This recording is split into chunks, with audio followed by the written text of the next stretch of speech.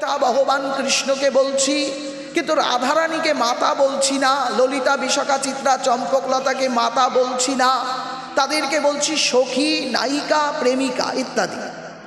তাহলে দেখা গেল আমাদের জীবনে ভক্তিতে পিতার কাছে যেতে গেলে একটা জননীর দরকার।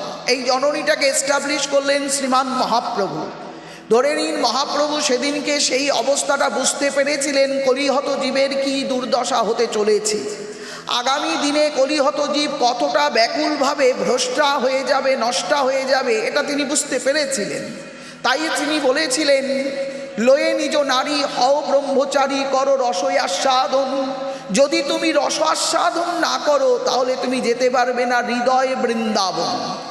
নিজ নারীটা বলতে গেলে এখানে নিজ নারী আর কি, নিজ নারী কিন্তু অন্য কিচ্ছু নয়। আপনি মনে করে নিলেন আপনার বউয়ের সঙ্গে থাকলে আপনি ভালো থাকবেন, বা পাশের বাড়ির কোনো বউয়ের সাথে থাকলে ভালো থাকবেন, এটা নয়। এই নিজ নারীটা নারীর কাছেও নারী, মানে সবার জন্য বললেন, পুরুষের জন্যও বললেন, জাগতিক স্ত্রীর জন্যও বললেন। তাহলে নারী যাকে আপনি ধরতে পারেন না, যে আপনার বশে থাকে না, তারই নাম নারী। পৃথিবীতে নারী সেই ধমনীতে রয়, যাহারে ধরিবার ক্ষমতা কাহারও নাই, তবে তাকে নিজ পক্ষে আনলে সঙ্গ পাই, প্রেমানন্দে হরিবোল গাইতে পারি। নিতাই গৌর হরিবোল। ভাবুন সেই নারীটা কোথায় রয়েছে, বলছে আচান্নাং বৃচেত বিদা ইতি বাবা সানদ্ধি সানন্দা প্রিয়তেব সঙ্গীতা। এবার ওই নারীটা আমি যদি খুঁজতে যাই, মহাপ্রভুর হিসেবে নারীটা কোথায়, বলছে গীতায়। গীতন্তী গাবাহন শুভধারা পরিণীতি, যো শ্রবণ ততরি দিতে মাম ভক্তি। যদি আপনি ভক্তিকে পেতে চান তাহলে আপনাকে গীতারূপ নারীর কাছে যেতে হবে, কারণ এই নারী আপনার জননী। যে নারী আপনার 18টা অবস্থাকে বোঝেন, আপনার মধ্যে 10টা ইন্দ্রিয় আর বাকি 8টা বিকার, এই 8টা বিকার আর ইন্দ্রিয়ের মিলনে আপনি 18টা তথ্যেতে হারিয়ে গেছেন। এটাতে যদি একটা যোগ মাঝখানে বসিয়ে দেওয়া হয় 9 হবে, একটা বিয়োগ বসিয়ে দিলে কিন্তু 7 হয়ে যাবে। 7 আপনার সর্বনাশ হতে শুরু হবে। বিয়োগ যদি বসে পড়ে নারী নয় ডাকে ঘরে, যোগ যদি বসে পড়ে নারী আপনাকে উন্নত করে, প্রেমানন্দে নিয়ে যায় ভগবানের দরবারে। আস্বাদন রসে আমরা বুঝতে পারছি শ্রীমান মহাপ্রভু সেদিন সেই নারীর অন্বেষণ করেছিলেন এবং বুঝেছিলেন নারী তাকে পেতেই হবে। এমন একটা সুন্দর কথা তিনি বলছেন যে ব্রহ্মচার্য বা ব্রহ্মচারী হওয়ার জন্য নারী চাই। তাহলে কি বিবাহিত পুরুষ ব্রহ্মচারী হতে পারেন বা পরক্রিয়াকারী?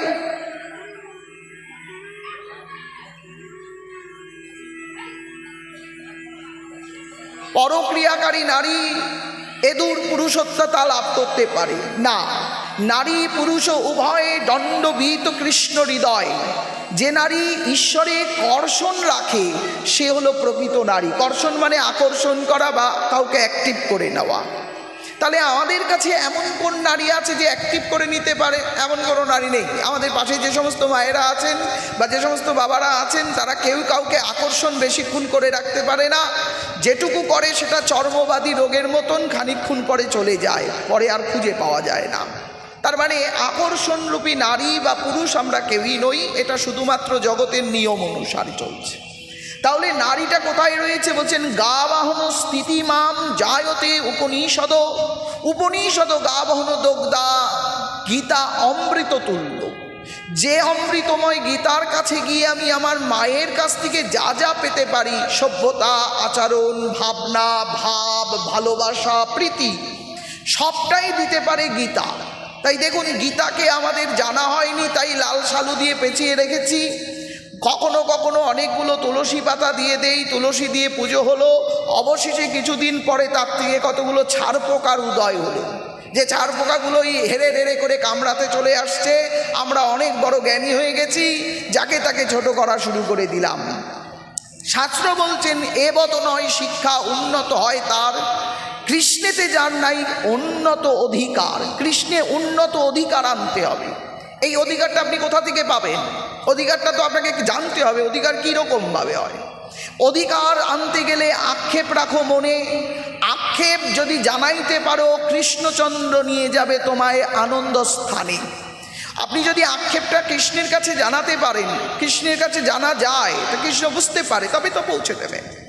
তাই সেইভাবেই ব্যবস্থা করলেন, সেই অধিকারের পূর্ণতা এবং অধিকারের জ্ঞানমান্যতাটা দিলেন ভগবান কৃষ্ণচন্দ্র।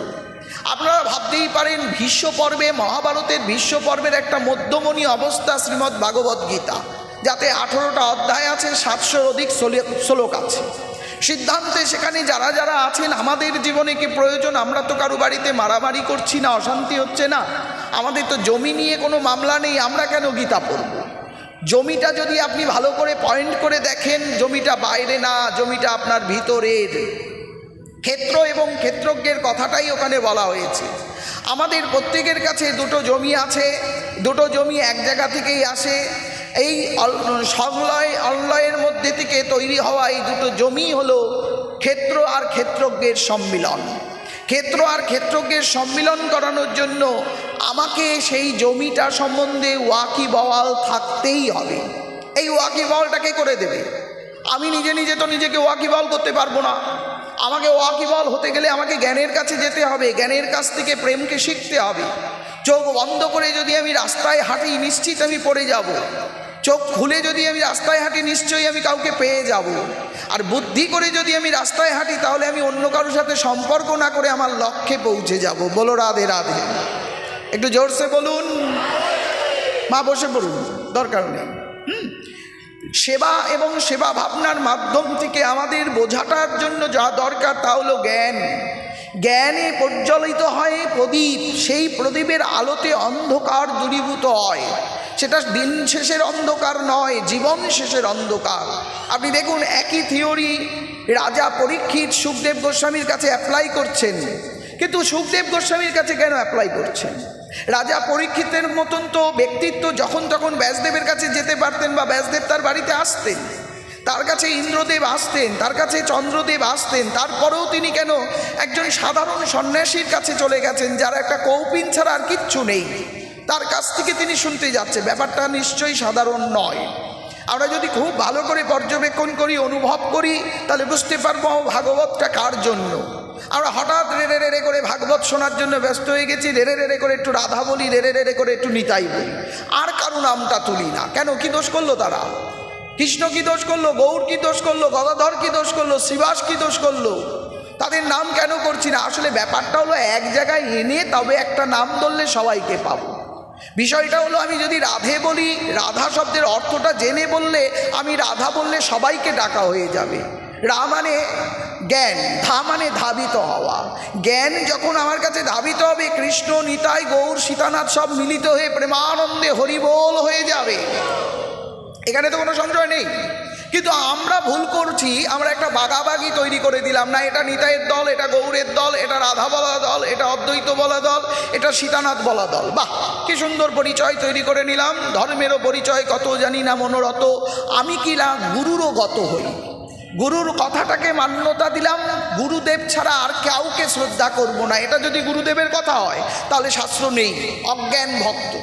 অদো জ্ঞানানাম জায়তে ন বিদ্যি বিদ্যন্তে বিদ্বানা সাধনম শুদ্ধে বচিত্ত পরম ব্রহ্মাণি। আপনার জীবনে যদি ব্রহ্ম অনুভব করতে হয়, আপনাকে একটুখানি জ্ঞানের আলোয় পড়তে হবে। আপনি জানেন গীতা মানে কি? গীতা মানে হলো গাবাহন করা। একদিকে বলছে গাকে মর্দন করে, আর একদিকে বলছে মনকে আনন্দন দেয়। গীতা সঙ্গীত, জীবনের সঙ্গীত। যে জীবনের সঙ্গীতে আপনার বিপক্ষে 99টা সত্তা আছে, আপনার পক্ষে মাঝে মাঝে 5টা সত্তা জেগে ওঠে। এই 5টা সত্তাই হলো পঞ্চপাণ্ডব। এই পঞ্চপাণ্ডবের জননীর নাম হলো কুন্তী দেবী। কুন্তী দেবীর পিতার নাম হলো সাক্ষাৎ যিনি কৃষ্ণচন্দ্রের ভাই, সেই ভাইয়ের মায়ের পায়ের একগোত্রতা। এক কথাই বলতে পারেন কৃষ্ণের পিসি কুন্তী। কৃষ্ণ যার নিজের পিসি হয়, তাকে আবার এত কিছু করতে হবে, এত কঠিনভাবে থাকতে হবে? হ্যাঁ, এটাই বুঝিয়ে দেওয়া হয়েছে এখানে। কৌতূহল যত দূর পর্যন্ত যাবে, তত দূর পর্যন্তই ঈশ্বরকে খুঁজে পাওয়া যাবে। কৌতূহল যার কাছে নেই, জিজ্ঞাসা চিহ্ন যার কাছে নেই, ঈশ্বর তার কাছে কোনো রকমভাবেই পৌঁছতে পারবে না। প্রমাণিতভাবে দেখা গেছে কুন্তী যখন কুন্তীবোধ রাজার কাছে পালিত হয়েছেন, পালিত অবস্থায় তার কেবলমাত্র একটা আকাঙ্ক্ষা ছিল সাধু সেবা করবেন। সাধু সেবাটা কেমন সেবা না, চাতুর্মাস্যে সাধুদের সেবা হতো। তখনকার দিনে ঋষিমুনিরা সবাই মর্তলোকে নেমে আসতেন, চারিদিকে জল বন্যা, সাধুরা কোথাও ভিক্ষা করতে যেতেন না, এক জায়গায় বসে ভগবান হরির নাম ভজন করতেন। একজন পাঠ করতেন, আরেকজন শুনতেন, এভাবে পরস্পর পাঠ কীর্তন চলতো। সঙ্গটা হতে হতে 4টে মাস কেটে গেলে আবার জগৎ কল্যাণে বেরিয়ে পড়তেন এনারা। সেই জগৎ কল্যাণে বেরোবার আগ মুহূর্ত পর্যন্ত আমাদের কুন্তী দেবী ডেডিকেটেডভাবে প্রার্থনা রাখলেন, আশীর্বাদ যদি দিতে পারো দিও তুমি মোরে, আমি যেন অন্যের জন্য উন্নত করতে পারি আমারে, আমি অন্যের জন্য উন্নত হব, নিজের জন্য নয়। এটাই তো প্রার্থনা হওয়া উচিত। আমরা প্রার্থনা করি ভগবান আমি ভালো বানাও, বাড়ি দাও, গাড়ি দাও, ছেলে দাও, মেয়ে দাও, নাতি দাও, পুতি দাও, ছাতি দাও, একতলা, দোতলা, নিমতলা। কিন্তু আমরা কখনো বলি না ভগবান আমার কামনাটা কমিয়ে দাও, আমার ক্রোধটা কমিয়ে দাও, আমার চাই স্বভাবটা বন্ধ করে দাও, আমার লাগে অভাবটা বন্ধ করে দাও, আমাকে তুমি একটু তোমার কাছে নিয়ে যাওয়ার ব্যবস্থা করে দাও। এটা বলি? কখনো বলি না। কুন্তী কিন্তু এটার বিপরীত ছিলেন। ঋষিমুনিরা দেখতে পেয়ে তাকে খুশি হলেন, 12 বছর ধরে একই নিয়ম বজিয়েছেন। শোনো দেবী, তোমার আকাঙ্ক্ষা আমাকে খুব আকর্ষণ করেছে, আমি তোমাকে একটা বর দিতে চাই, নেবে নাকি? আশীর্বাদ করে যদি কিছু দেবেন মোরে, জগৎ কল্যাণে যেন লাগতে পারে এমন কিছুই দেবেন, আমার একার কল্যাণের জন্য কিছু দেবেন না। কুন্তী যেন প্রার্থনাটা সুন্দর করে বললেন, শুনে বললেন ঠিক আছে শোনো, এই মন্ত্রটা আমি দিচ্ছি, এই মন্ত্র তুমি জীবনে 7 বার ব্যবহার করতে পারবে। 7 বার পর্যন্ত এই মন্ত্র ব্যবহার করে যার কথা ভাববে সেই উপস্থিত হবে। মন্ত্রের একটা বড় শক্তি আছে, গুরুদেবও দেয়। 7 দিন 7 রকমভাবে মন্ত্র জপ করতে হয়। এই 7 দিন 7 রকমভাবে মন্ত্র জপ করলে যে সুখ হয়, সেই সুখের একটা অঙ্গই কৃষ্ণ। এবার যাই হোক, সেই মন্ত্রটা তিনি পেলেন, পেয়েই বললেন দেখি তো মন্ত্রটা কাজ করে কিনা। ডাক দিলেন, সূর্য দেবতা চলে এসছেন সামনে। সূর্যকে ডাকার কারণটা ছিল সূর্য যেন প্রতিনিয়ত সবাইকে আলো দেয়, এটা তার প্রার্থনা ছিল। প্রার্থনা অনুযায়ী সূর্যদেব আসলেন, এসে বললেন আপনি তো আমাকে ডেকেছেন, আমি তো আপনাকে কিছু না দিয়ে যাব না। বলছে আমি তো ট্রাই করছিলাম, মানে আমি বিচার করে দেখছিলাম মন্ত্রশক্তি কতটা পাওয়ারফুল। অবশেষে তিনি বললেন যে আপনি তো আমাকে বুঝে গেছেন, এখন আমাকে তো আপনাকে কিছু দিতে হবে, যাতে আমি এসেছি তার একটা প্রমাণ। তখন বলছেন নারীরও জীবনে কেউ এসেছে তার একটা প্রমাণ হয় গর্ভ। গর্ভ মানে কিন্তু জ্ঞান ধারণা। আপনি আমাকে জ্ঞান ধারণা দিতে পারেন, আমি নিতে পারি। যেটা মন্ত্ররূপে দিয়েছিলেন সেটাই আবার গর্ভে ফিরত এসেছে। গর্ভ থেকে সে সন্তান কান থেকে প্রসব হয়েছে, বলছে কান থেকে। এখানে শাস্ত্র বলছে কানে কানেন জায়তি, কর্ণে কর্ণেন জায়তি কণিকা পাতস ঈশ্বর। যদি কর্ণে কর্ণ লাগে তাহলে বর্ণ বাড়ে, পরিচয় বাড়ে, আনন্দও বাড়ে। তাই তার কর্ণ থেকে একটা পুত্র হলো, সেটার নাম দিলেন কর্ণ। ছেলেটাকে জলে ভাসিয়ে দিলেন। এ কেমন মা যিনি সন্তানকে জলে ভাসিয়ে দিলেন? বলছে না, জগৎ কল্যাণের জন্য নিজেকে যদি জীবনযাপন করতে হয়, নিজের সর্বপ্রথম সুখ আহ্লাদটাই ত্যাগ করতে হয়। বলো রাধে রাধে। এটাই হলো কুন্তীর মধ্যে ডেডিকেটেড লাইফ। কুন্তী তার জীবনে চাইলে চাইতে পারতেন সূর্যের সাথে সংসার জীবন করতে পারতেন, চলে যেতে পারতেন, কিন্তু তিনি তাড়া করে জগৎ কল্যাণটা যেন থেমে না থাকে, তাই তিনি কর্ণের জন্ম দিয়ে তাকে পরিত্যাগ করলেন। পরিত্যাগটা করলেন একটা নদীর ধারায়, যে নদীর ধারাটা যেতে যেতে যমুনায় মিলে যাবে, যমুনার চন্দ্র কৃষ্ণ দর্শন পাবে। ভগবান কৃষ্ণচন্দ্রের অশেষ করুণা, ছেলেটা দিনে দিনে বড় হলো, তার নাম কর্ণ হলো। ভগবান বিশেষ ভালোবেসে তাকে রাধে বলে ডাকে, তারও নাম রাধে। রাধে মানে জ্ঞান যার কাছে থেকে যায়, রাধা মানে জ্ঞান ধেয়ে যায়। থেকে যাওয়া ব্যক্তির প্রমাণটাই কর্ণ। কর্ণে সারা জীবন ডেডিকেশন লাইফ ছিল, পূর্ণময় কার্যকলাপ, দান করা, ব্রত করা, এমনকি নিজের পুত্রকে রান্না করে মুনিদের সেবা দেয়, অপরের কৃপা পেয়ে পুত্রদের আবার জীবিত করেন। এই সব কিছুতে কর্ণ একটা দারুণ ব্যাপার। কিন্তু কর্ণ সারা জীবন দান করত কেন? মা চেয়েছিলেন সূর্য যেন দান করে, মা চেয়েছিলেন সূর্য যেন সবার কাছে সমান হয়ে থাকতে পারে, মা চেয়েছিলেন সূর্য যেন ঈশ্বর আর গুরুর মধ্যে ভেদাভেদ না করে। এই পরিস্থিতিটা তৈরি করেছিলেন কিন্তু কুন্তী। তাই বারবার বলছি, কৌতূহলটা না থাকলে কৃষ্ণ আসবে না। কৌতূহলের কয়ই কৃষ্ণ হবে। কৌতূহল যার কাছে নেই তার কাছে কৃষ্ণ আসবে না। দ্রুত গতিতে সমর্পণ যার কাছে নেই তার বস্ত্রহরণ ভগবান ঠেকাবে না। বলো রাধে রাধে। দেখুন, একটা সুন্দর নারী, যে নারীটাকে আমরা চিনতে পারিনি, এই নারীটা কিন্তু একটা দারুণ নারী। আর একটা কারণের মাথা আমরা পাই, যিনি কুমারী অবস্থায় জননী হয়েছিলেন, তার নাম সত্যবতী। সত্যবতী কেমনভাবে মা হলেন? তিনি কিনা জন্ম নিয়েছিলেন মাছের গর্ভ থেকে। স্বভাবত তিনি অর্ধেক নারী আর অর্ধেক মৎস্য ছিলেন। তাকে ধীবরের এক অংশ তুলে নিয়ে গেছিলেন। তারা জালে ধরা পড়া মাত্রই তাকে যথেষ্টভাবে পর্যবেক্ষণ করে গুরুদেবের কাছে নিয়ে যাবেন, কারণ যার জালে ভালো জিনিস পড়ে, আশ্চর্য জিনিস পড়ে, গুরুকে দিতে হয়। যে সমস্যার সমাধান আমি করতে পারবো না সেটা আমার গুরুদেব পারবে। তাই গুরুদেবের কাছে নিয়ে গেলেন। বাবা, এই যে দেখুন, আমি এমন একটা জালে পেয়েছি, অর্ধেক মাছ আর অর্ধেক মানবী, আমি কি করব? তো গুরুদেব বললেন, তুমি যাও, একে খুব লালন পালন করো, একে খুব ভালো করে সেবা করো, স্বার্থশূন্য হয়ে সেবা করো, একদিন এর মাধ্যমে জগৎ কল্যাণ হবে। বলো রাধে রাধে। দেখেছেন জগৎ কল্যাণের মেডিসিনটা কেমন? জগৎ কল্যাণটা দুর্জনেরা জানতে পারে না, কিন্তু সাধুজনেরা অনেক আগের থেকে বুঝতে পারে। সত্যবতী দিনে দিনে বড় হলেন। নাম ছিল মৎস্যগন্ধা, গায়ে মাছের গন্ধ ছিল। পদ্মগন্ধা পদ্মবনে বেশি থাকতো। তাকে যখন জিজ্ঞাসা করছে যৌবন যুবতী অবস্থায় যে, মা বাবা, আমাকে একটা বিয়ের ব্যবস্থা করো, আমার তো যৌবনকাল এলো। কথাটা শুনে সত্যবতীর মার বাবা যারা ছিলেন তারা বললেন, দেখো কন্যা, আমরা তোমার মা বাবা নই, আমরা তো তোমাকে মাত্র পেয়েছিলাম কর্ম করতে গিয়ে। তোমার মা এবং তোমার বাবাকে আমরা জানি না, তবে আমরা জানি সরস্বতী নদীর তটে তোমার কেউ আপনজন আছে। মেয়েটি মুহূর্ত মাত্র দেরি না করে নিজেকে সমর্পণ করার রাস্তাটা খুঁজলেন, এবং সেই রাস্তাটা খুঁজতে খুঁজতে তিনি গিয়ে পৌঁছে গেলেন সেই সরস্বতী নদীর একটা বিরাট স্রোতধারার মধ্যে। স্রোতধারার কাছে গিয়ে অবাক নয়নে তাকিয়ে আছে অর্ধেকটা জলে। আমার জীবনটা কি যাবে বিফলে? জীবনই বিফলে যাবে এই চিন্তা করতে করতে দেখছেন কতগুলো কাঠ ভেসে আসছে। একটা একটা করে কাঠকে ধরে ধরে ধরে ধরে তিনি নৌকা বানালেন, যেটা ভালা, যেটা পারাপার। তিনি তখন জিজ্ঞাসা করবেন যে এটা দিয়ে করবো কি, তবু ধরে রেখেছেন, কাঠ তো এসেছে, থাক। কাঠগুলোকে একসাথে জোড়া দিয়ে রেখে দিয়েছেন। কিছুক্ষণ পরে আবিকা নামে একটা মৎস্য এসে উপস্থিত হলো। আবিকা মৎস্যটা অনেক লম্বা, অনেক চওড়া। নদীর মধ্যে এসেই ওম শব্দ নাদন করে, যার নাদনটাই পৃথিবীতে একটা বড় কার্যশক্তি দেয়। আবিকা স্বভাবত ভগবান মৎস্যরূপে যখন অবতার হয়েছিলেন তার কাছে এসে উপস্থিত হয়েছিল। তিনি ভগবানকে দেখেছিলেন, কিন্তু ভগবানকে জগৎকে জানাতে পারেননি, এটা তার আকাঙ্ক্ষা ছিল। সেই আকাঙ্ক্ষাটাই পরবর্তীকালে নদীর কূলে, নদীর বত্তে যখন ঋষিমুনিরা সাধনা করে না, তারা তখন সাধনার সামগ্রীগুলোকে পরিত্যাগ করে বাইরে রেখে দেয়। যেগুলো যেগুলো পরিত্যাগ করলে সাধনা ভালো হবে সেগুলোকে পরিত্যাগ করে, যেমন বীর্য, ক্রিয়া, অনুভূতি, এগুলো পরিত্যাগ করে রাখে। পরিস্থিতি অনুসারে সেটা গ্রহণ করে। তা যাই হোক, সেই বীর্যগুলো পদ্ম পাতার মধ্যে রয়েছে।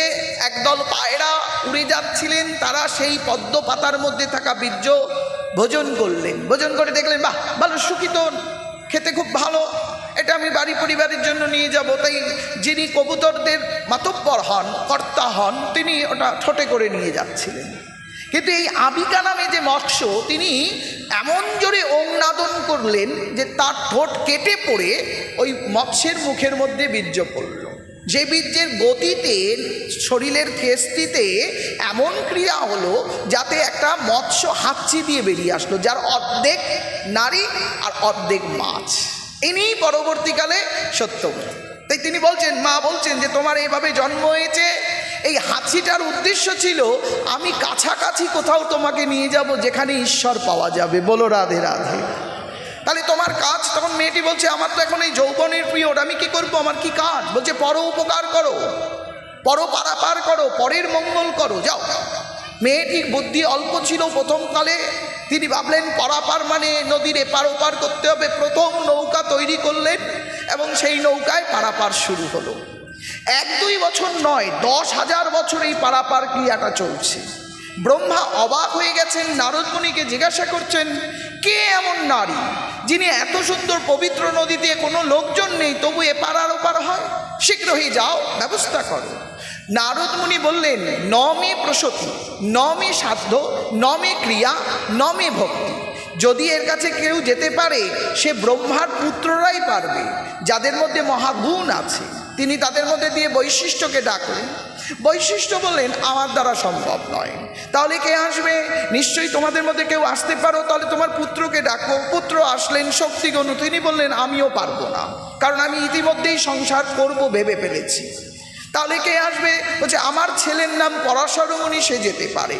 পরাশর মুনিকে ডাকা হলো। পরাশর বললেন, আমি 10,000 ছাত্রকে জলের উপর দিয়ে এমনি হাঁটাবার ক্লাস নিচ্ছি, আমার দ্বারা যাওয়া সম্ভব নয়।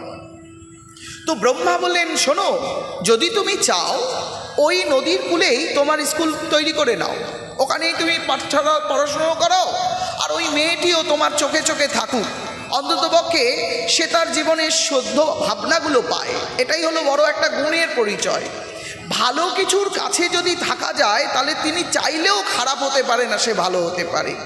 অর্থাৎ যদি আপনি ঈশ্বরের উপকারে লাগেন, জগতের উপকারে লাগেন, তাহলে আপনার কাছে মঙ্গল বস্তু পৌঁছে যাবে। তখন আপনি মঙ্গলানন্দে প্রেমানন্দ হরিসুত হতে পারবেন। যত নাম তত কৃষ্ণ, তত বিষ্ণু হরি, নামকে যে ভালোবাসে আমি তার সঙ্গ ধরি। ভগবান সঙ্গ ধরেন, এর একটা প্রমাণ। পরাশর মুনি দেখলেন, সেখানে পৌঁছেও গেলেন এবং একটা ব্যবস্থাপনা নিলেন। আর সেই ব্যবস্থাপনাটা নিয়ে খুব আনন্দে 10,000 বছর কাটিয়ে ফেলে দিলেন। 10,000 বছরের মধ্যে ঘটনাটা কমে গেল, বেড়ে গেল, বিভিন্ন রকম কার্যক্রিয়া হলো। মৎস্যগন্ধা নামে মেয়েটি সারা শরীর বয়স্ক হয়ে গেছে, চুল পেকে গেছে, জীবন প্রায় শেষ অবস্থা। এতদিনের শিষ্যদের সবাইকে নদীর উপর থেকে পার হয়ে যেতে দিলেন, যাও তোমরা হেঁটে চলে যাও, বিদ্যা দিয়েছি, হেঁটে চলে যাও। তো গুরুদেব, আপনি যাবেন না? বলছে, না, আমি নৌকোয় চলব। আপনি আমাদেরকে শূন্যে চড়া শিখালেন আর আপনি নৌকোয় চলবে? বলছে, না, আমি নৌকের প্রয়োজন আছে তাই চলব। ওই নৌকায় যে নারীটি আছে, ওই নারীটির সাধনকে সম্মান করার জন্য।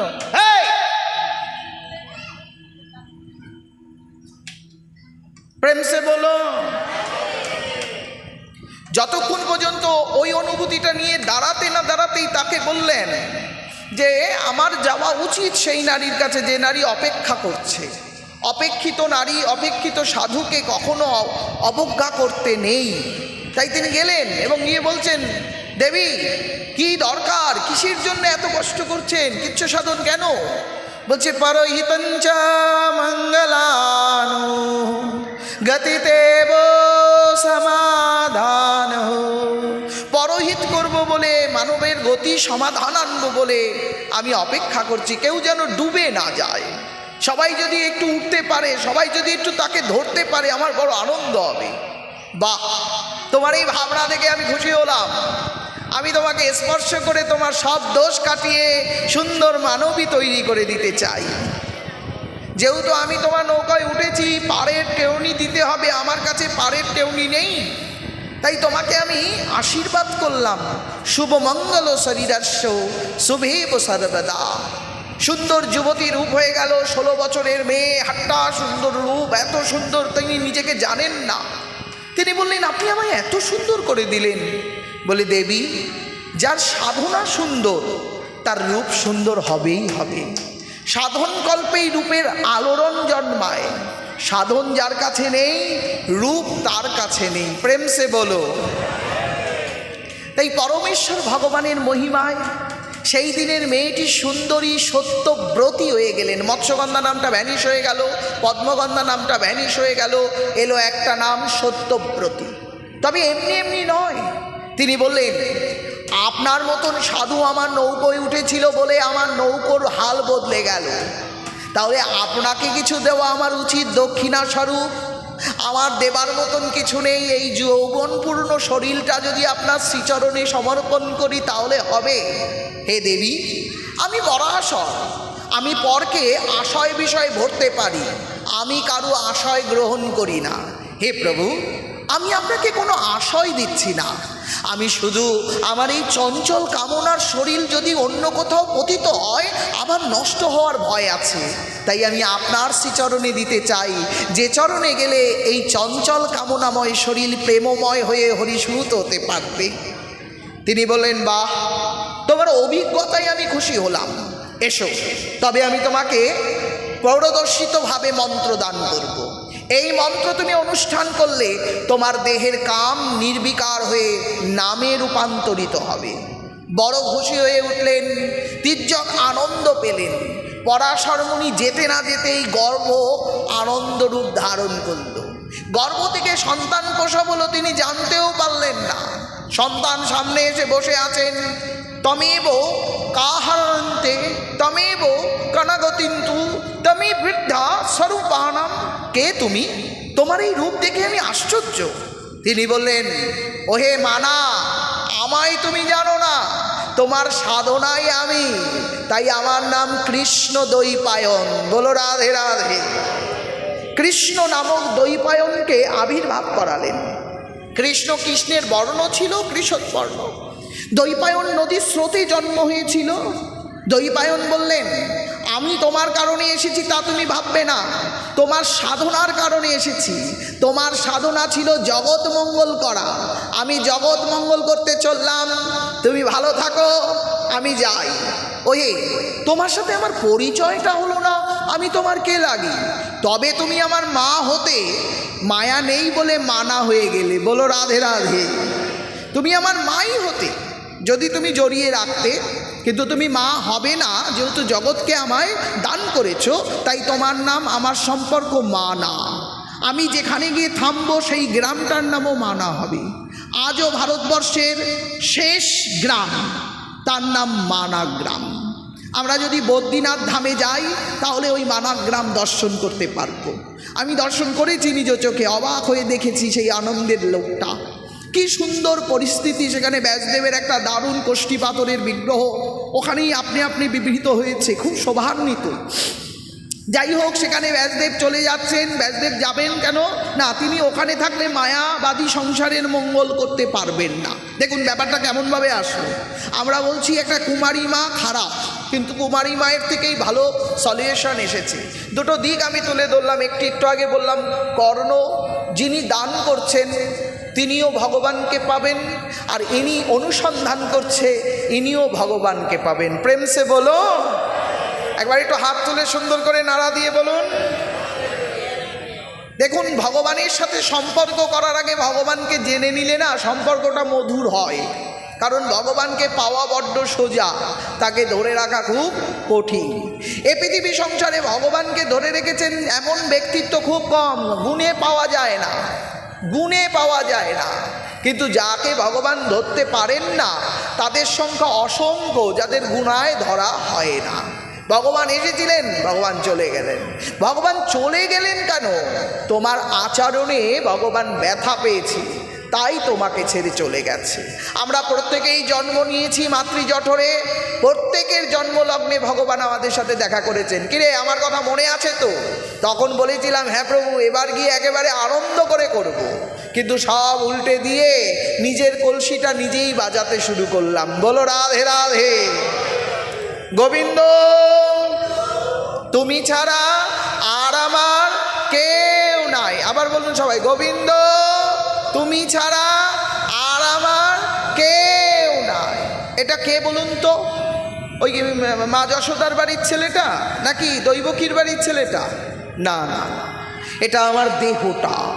গো মানে ইন্দ্রিয়, বৃন্দ মানে আনন্দ। আমার ইন্দ্রিয়ের আনন্দ ছাড়া আমার কাছে কিছু নেই। ওগো হরি, আমি তোমার কাছে বারবার একটাই কথা নিবেদন করি, আমার এই ইন্দ্রিয়গুলো তোমার দিকে যেন ধেয়ে যায়, তোমার নাম যেন গাইতে পারে, ব্যবস্থা করে দাও। তুমি ছাড়া আমার আর কেউ নেই। এই কেউ নেই সত্ত্বায় বাড়িতে ছেলেটা মেয়েটা নাতিটা পুতিটা নয়, এই কেউ নেই সত্ত্বায় আমার চোখ, আমার কান, আমার নাক ছাড়া আমার কাছে কিচ্ছু নেই। যা দিয়ে আমি তোমায় ভাববো, সর্বদা তোমাকে মনের মন্দিরে রাখবো, তা তুমি নষ্ট করে দিও না প্রভু। গোবিন্দ, তুমি পারো আমার বিন্দু বিন্দু ভাবনাকে সিন্ধুর কাছে নিয়ে প্রেম সিন্ধু করতে। তুমি করুণা করো, তুমি দয়া করো ভগবান, দয়া করো। যদিও এই দয়া চাওয়ার আগে নিজেকে গুণোদ্ধ হতে হয়, প্রেমোদ্ধ হতে হয়। আমরা ভেবেই দেখিনি কত আনন্দ আমাদের জীবনে ভগবান দিয়েছেন, কিন্তু আমরা সব আনন্দকে নষ্ট করে ভ্রষ্ট করে এখন একটাই জীবন পেয়েছি, তার নাম কষ্টের জীবন। কতবার এসেছি, কত কিছু পেয়েছি, কিচ্ছু মনে নেই। শুধু মনে আছে কে কখন নিন্দা করলো, কে শত্রুতা করেছে, কে আমাকে মন্দ বলেছে, সে বড্ড মনে জায়গা পেয়েছে। কিন্তু ভালো যারা বলল তারা কেউ মনে থাকতে পারে নাই। এটাই জীবনের গতি, যে গতিতে সত্যব্রতী অন্বেষণ করছেন।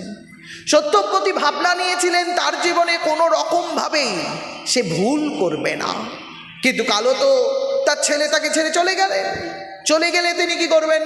আবার বাবার কাছে চলে গেছেন, সাধারণ সংসারী হয়েছেন।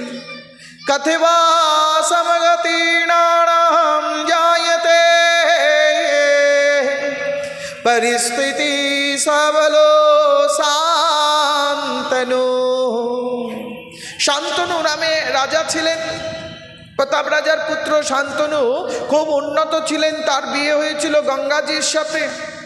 গঙ্গাজির সাথে বিয়ে হলে পরে গঙ্গাজির সংকল্প ছিল যদি সন্তান হয় সন্তান সব জলে দিয়ে দিতে হবে। একে একে 7 সন্তান জলে দিয়ে দিয়েছে। 8 নম্বর সন্তান জলে দিতে মনে কষ্ট লাগলো, তো মুহূর্তের মধ্যে সন্তান মায়া করলে মাতাজি চলে গেলেন ছেড়ে। গঙ্গাজি চলে গেছেন, এক পুত্র নিয়ে সুখী না, এক পুত্র নিয়ে কোনো রকম আনন্দ পায় না। কেউ কি নেই কমিটির, কেউ ওখানে যায় না কেন? বড় বড় মানুষগুলো ভুল করছে, ছোট ছোট বাচ্চা নয়, ওখানে বড় বড় মানুষ রয়েছে। প্রেম সে বলো, তোমরা একটু জোরে বললে ওরা যদি থামে, জোরসে বলো। আদবরূপী পরমেশ্বর ভগবানের কাছে যাওয়ার জন্য যে প্রবৃত্তির দরকার, সেই প্রবৃত্তি সাক্ষাৎ ভক্তি। ভক্তিকে পাওয়ার জন্য উন্নত অনুভূতি দরকার। তাই মা চলে গেছেন বলে পুত্র কষ্ট পাচ্ছে, পুত্র বাবার জন্য কষ্ট পাচ্ছে, বাবা জানি না কত কষ্ট পাচ্ছে। দেবব্রত পরবর্তীকালে ভীষ্ম হলেন। ভীষ্ম হয়েছেন এই কারণে না যে না তুমি আমার ছেলে, মা আমার ছেলেরা রাজা হতে পারবে না, তুমি যদি বিয়ে করো তার জন্য তুমি ভীষ্ম হয়ে যাও, এটা ছিল না। কথাটা আলাদা ছিল। কথাটা ছিল সত্যঞ্চ ব্রতারাম অনুষ্ঠানে হরি। যখন ব্যাসদেব চলে যাচ্ছিলেন তখন বলেছিলেন মা সত্য প্রেম করুণার অনুষ্ঠান যদি তুমি বন্ধ না করো, আমি একদিন তোমার কাছে আসবই আসবো ফিরে। যেদিন তোমার এই অনুষ্ঠান বন্ধ হয়ে যাবে, মানে ব্রত বন্ধ হয়ে যাবে, সেদিন তুমি আর আমায় বা আমার সত্তাকে পাবে না।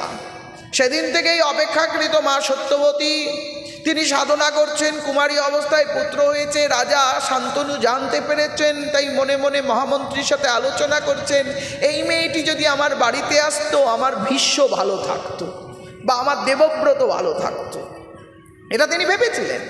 তাই তিনি মনে ভাবছেন, এ কথাটা শুনতে পেয়েছে দূর থেকে। মহামন্ত্রীকে বলছে কি ব্যাপার বাবা, কি বলছিল? কোনো নারীকে কি তার পছন্দ হয়েছে? বলে হ্যাঁ, একটা মহিলা যিনি কুমারী অবস্থায় মা হয়েছে। বলছে এই মহিলাকে বাবার পছন্দ কেন? বলছে এটা একটা সাধনা। কুমারী অবস্থায় মা হয়েছে যার মা হয়েছে সে হচ্ছে বেদ লেখক, বেদের পণ্ডিত। যত বেদ লেখা হয়েছে সেই বেদ তার কাছ থেকে এসেছে ধারায়। সে কতটা জ্ঞানবতী। এরকম একটা মেয়ে যদি আমাদের সংসারে আসে তাহলে সংসারে কত মঙ্গল হবে, এই চিন্তা করে তোমার বাবা ভাবছিলেন। তাহলে ঠিক আছে, আমি সেই ঠিকানাটা দিন, আমি যাই। ঠিকানাটা নিয়ে দেবব্রত পৌঁছে গেলেন আমাদের সত্যবতীর দরজায়।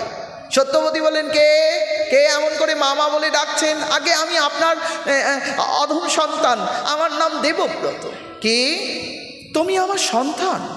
তোমার মতো আমার একটা সন্তান ছিল তো বটে, কিন্তু আমাকে ব্রত দিয়ে চলে গেল। তুমি কি করতে এসেছো বাবা? কি চাই? আপনি দয়া করে আমার বাবার সাথে বিয়েতে বসুন।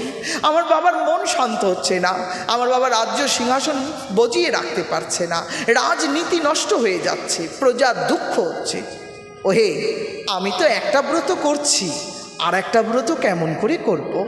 যে কোনো একটা ব্রত মন দিয়ে করা উচিত। একই সাথে 4টে ব্রত, 2টো ব্রত, 3টে ব্রত করা ঠিক না। তাই আমাকে রেহাই দাও বাপ। না না না, আপনি কি এমন ব্রত করছেন? আপনি যদি আমার বাড়িতে যান, কোটি কোটি জনের মঙ্গল হবে। আর আপনি যদি এখানে বসে থাকেন, একজনের মঙ্গল হবে। একের মঙ্গলের দিয়ে কোটি মঙ্গল যদি বড় হয়, আপনার তাই করা উচিত। বাহ, তুমি বুদ্ধিমান পুত্র। বেশ, আমার ব্রত সত্যের ব্রত, প্রেমের ব্রত, করুণার ব্রত। আমি সত্যাব্রতী, সত্যা স্মরণ করে থাকি। আচ্ছা আচ্ছা, আমি কথা দিচ্ছি, আজ থেকে আপনার ব্রতগুলো আমি পালন করব। আপনি শুধু আমার পিতা এবং রাজ্যকে রক্ষা করুন, এটার জন্য আপনার কাছে এসেছি। রাজ প্রজার মঙ্গল প্রার্থনায় সেদিন সত্যবতী মেনে গেলেন। সত্যবতী মুহূর্তের মধ্যে তার ব্রত তাকে দিয়ে দিলেন, তাই তার নাম হলো ভীষ্ম। প্রতিজ্ঞা না করে ব্রত পালন করা যায় না, তাই ভীষ্মের প্রতিজ্ঞা। প্রতিজ্ঞা না করলে একাদশীর দিন অন্য কিছু খেতে ইচ্ছে করবে। প্রতিজ্ঞা না করলেই গুরুমন্ত্র বন্ধ করে দিয়ে অন্যের মন্ত্র গাইতে ইচ্ছে করবে। প্রতিজ্ঞা না করলেই মালা হাতে নিয়ে কার বাড়ি কটা কি হলো সব মনে পড়বে। প্রতিজ্ঞা থাকলে এগুলো কেউ আসতে পারবে না।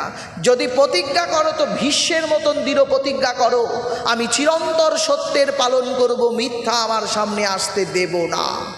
জানেন, একমাত্র সত্যের পূজারী যদি কেউ থাকে, সে এই ভীষ্ম।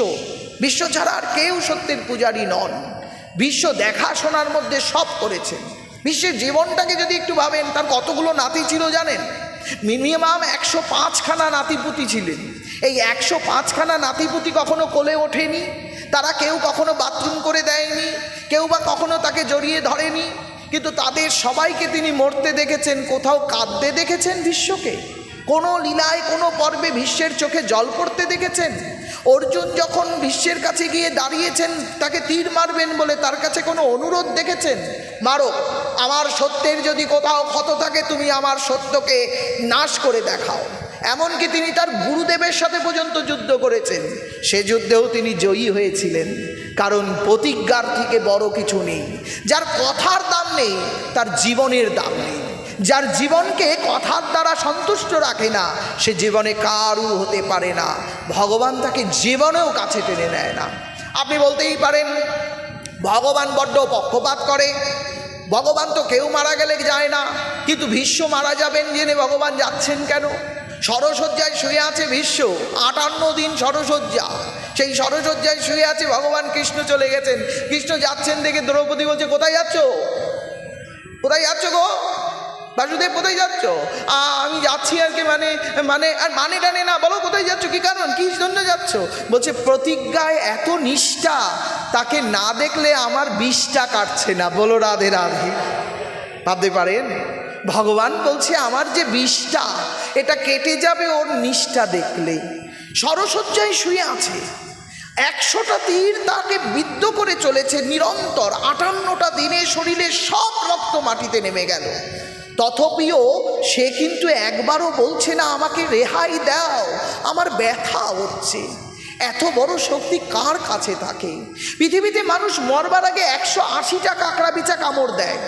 উনি সব কটা বিছার যন্ত্রণা ভোগ করছেন, তবু একবারও চোখ, কান, নাক, জিহ্বা, হাত, পা, মলমূত্রদ্বারকে দোষারোপ করছেন না। কোনো ছটপটানি নেই, কোনো চলে যাওয়ার ব্যস্ততা নেই। শান্ত, স্নিগ্ধ, পবিত্র ভাব ধারণ করে বসে আছে। যার জননী তাকে মৃত্যুর বর দিয়েছে, ইচ্ছা মৃত্যু, যখন খুশি তখন মরে যেতে পারবে ভীষ্ম। এটা তুমি তোমার কাছে রেখে দাও। আগের দিন রাত্রে মা এসে বলছেন, ভীষ্ম তুমি আর কষ্ট পেও না, আমার তোমাকে দেখে কষ্ট হচ্ছে, তুমি মরে যাও, তোমার তো মরার ক্ষমতা আছে। তিনি বললেন, মা ব্রত করলাম শর্টকাটে যাওয়ার জন্য নয়, ব্রত করেছি সহজে মরবো বলে নয়, ব্রত করেছি মরণকে বন্ধু বানিয়ে হা কৃষ্ণ গোবিন্দ স্মরণ করব বলে। ব্রতের অনুষ্ঠানে কোনো বেনিফিটের জন্য আমি ব্রত করি নাই। স্বার্থঞ্চ মূল রামায়াম গুণতে বরদেক গুণতাম সমিতায়াম মাধব। ভগবানকে আমি ভালোবাসি বলে ব্রত করেছি এটা নয়, আমি আমার মাকে কথা দিয়েছি বলে ব্রত করেছি, এটাই সত্য হয়। ভগবানকে আমি ভালোবাসবো কি করে? ভগবান তো আমাকে এখনো পছন্দই করেননি। যদি ভগবান পছন্দ করত তাহলে ভগবান হয়তো আমার সামনে এসে দাঁড়াতো। এটা বলতে দেরি, ভগবানের যেতে দেরি নেই। বলো রাধে রাধে। যোগক্ষেম বহন কর্তা গিয়ে দাঁড়ালেন। অর্জুন বললেন আমি যাব, নকুল বললেন আমি যাব, সহদেব বলল আমি যাব, ভীম বলল আমি যাব, যুধিষ্ঠির বলল আমি যাব, দ্রৌপদী বলল আমি যাব, সর্বশ্রেষ্ঠে সুভদ্রা বলল আমিও যাব। 9 জন মিলে যেতে যেতে রাস্তায় বলরামচন্দ্রের আবেশ রূপটা সঙ্গে নিয়ে চলেছেন। গিয়ে দাঁড়ালেন, কৃষ্ণ দেখছেন ভীষ্ম শুয়ে আছে, চোখের পাশ দিয়ে তীর। দাদু, ও দাদু, कैसा हो? शरीर ठीक है? मन ठीक है? बोले बेटा बिल्कुल ठीक है। হাসি মুখে সুন্দরভাবে বলছে খুব ভালো আছি, কোনো সমস্যা নাই। আরে দাদু, এত তীর ঢুকেছে, এত সমস্যার পরেও বলছো সমস্যা নেই। বলে নাই তো, সমস্যা যদি থাকতো, সমস্যা যদি হতো, তুই আমার কাছে আসতি না। বলো রাধে রাধে। আমার সমস্যা এখন চালু হতে পারে, তুই এসেছিস বলে। बेटा जब तो आ ही गया है तनिक बैठ जा और मेरी 2-4 बात सुन ले। हाँ बोलो, क्या बोलना है? बोले मैंने सारा जिंदगी में कई पाप नहीं किया, कई गुनाह नहीं किया, कई अपराध नहीं किया, तो भी इतना सुंदर मरण मुझे मिल रहा है, क्यों बेटा? भगवान कहते हैं बारे बा। আর দ্রৌপদী দূর থেকে শুনছেন ঘটনাটা। দ্রৌপদী দূর থেকে শুনে অবাক হয়ে যাচ্ছেন। দাদু বলছেন উনি নাকি পাপই করেননি, সারা জীবনে কোনো অপরাধ করেননি, তিনি নাকি একেবারে নিট অ্যান্ড ক্লিন মানুষ। কেমন করে হয়? মিচকে মিচকে হেসে দিলেন দ্রৌপদী। বিশ্ব তাকিয়ে বলল বৌমা, তুমি কি আমাকে কটাক্ষ করছো? না না না দাদু, আমি এমন করিনি। বধূর মুখে মিষ্টি হাসি, কটাক্ষের গলে ফাঁসি। আমি বধূ বুঝি বৌমা, তুমি মিষ্টি হাসি দিয়ে আমায় ফাঁসি দিচ্ছ। কি এমন ভুল করেছি বৌমা, তুমি বলতে পারো? আগে দাদু যদি কিছু না মনে করেন, আপনার ভুলের সংখ্যা অনেক বড়। কোনটা কোনটা প্রথম থেকেই বড়। একটা সভায় আমার স্বামীরা পাশা খেলায় হেরে গেল, আর আমাকে বস্ত্রহরণ করা হলো। আপনি সেদিন ঠেকাতে পারেননি। বৌমা, ঠেকালে কি হতো? বস্ত্রহরণ বন্ধ হয়ে যেত। বৌমা, যদি আমি ঠেকাতাম তোমার কি মঙ্গল হতো? আরে দাদু, কি মঙ্গল হতো তোমাকে আর কি বলবো। আমাকে অন্যের কাছে চাইতে হতো না। বলে কার কাছে চাইছিলে? বলে কতজনের কাছে চেয়েছিলাম সুবিধা।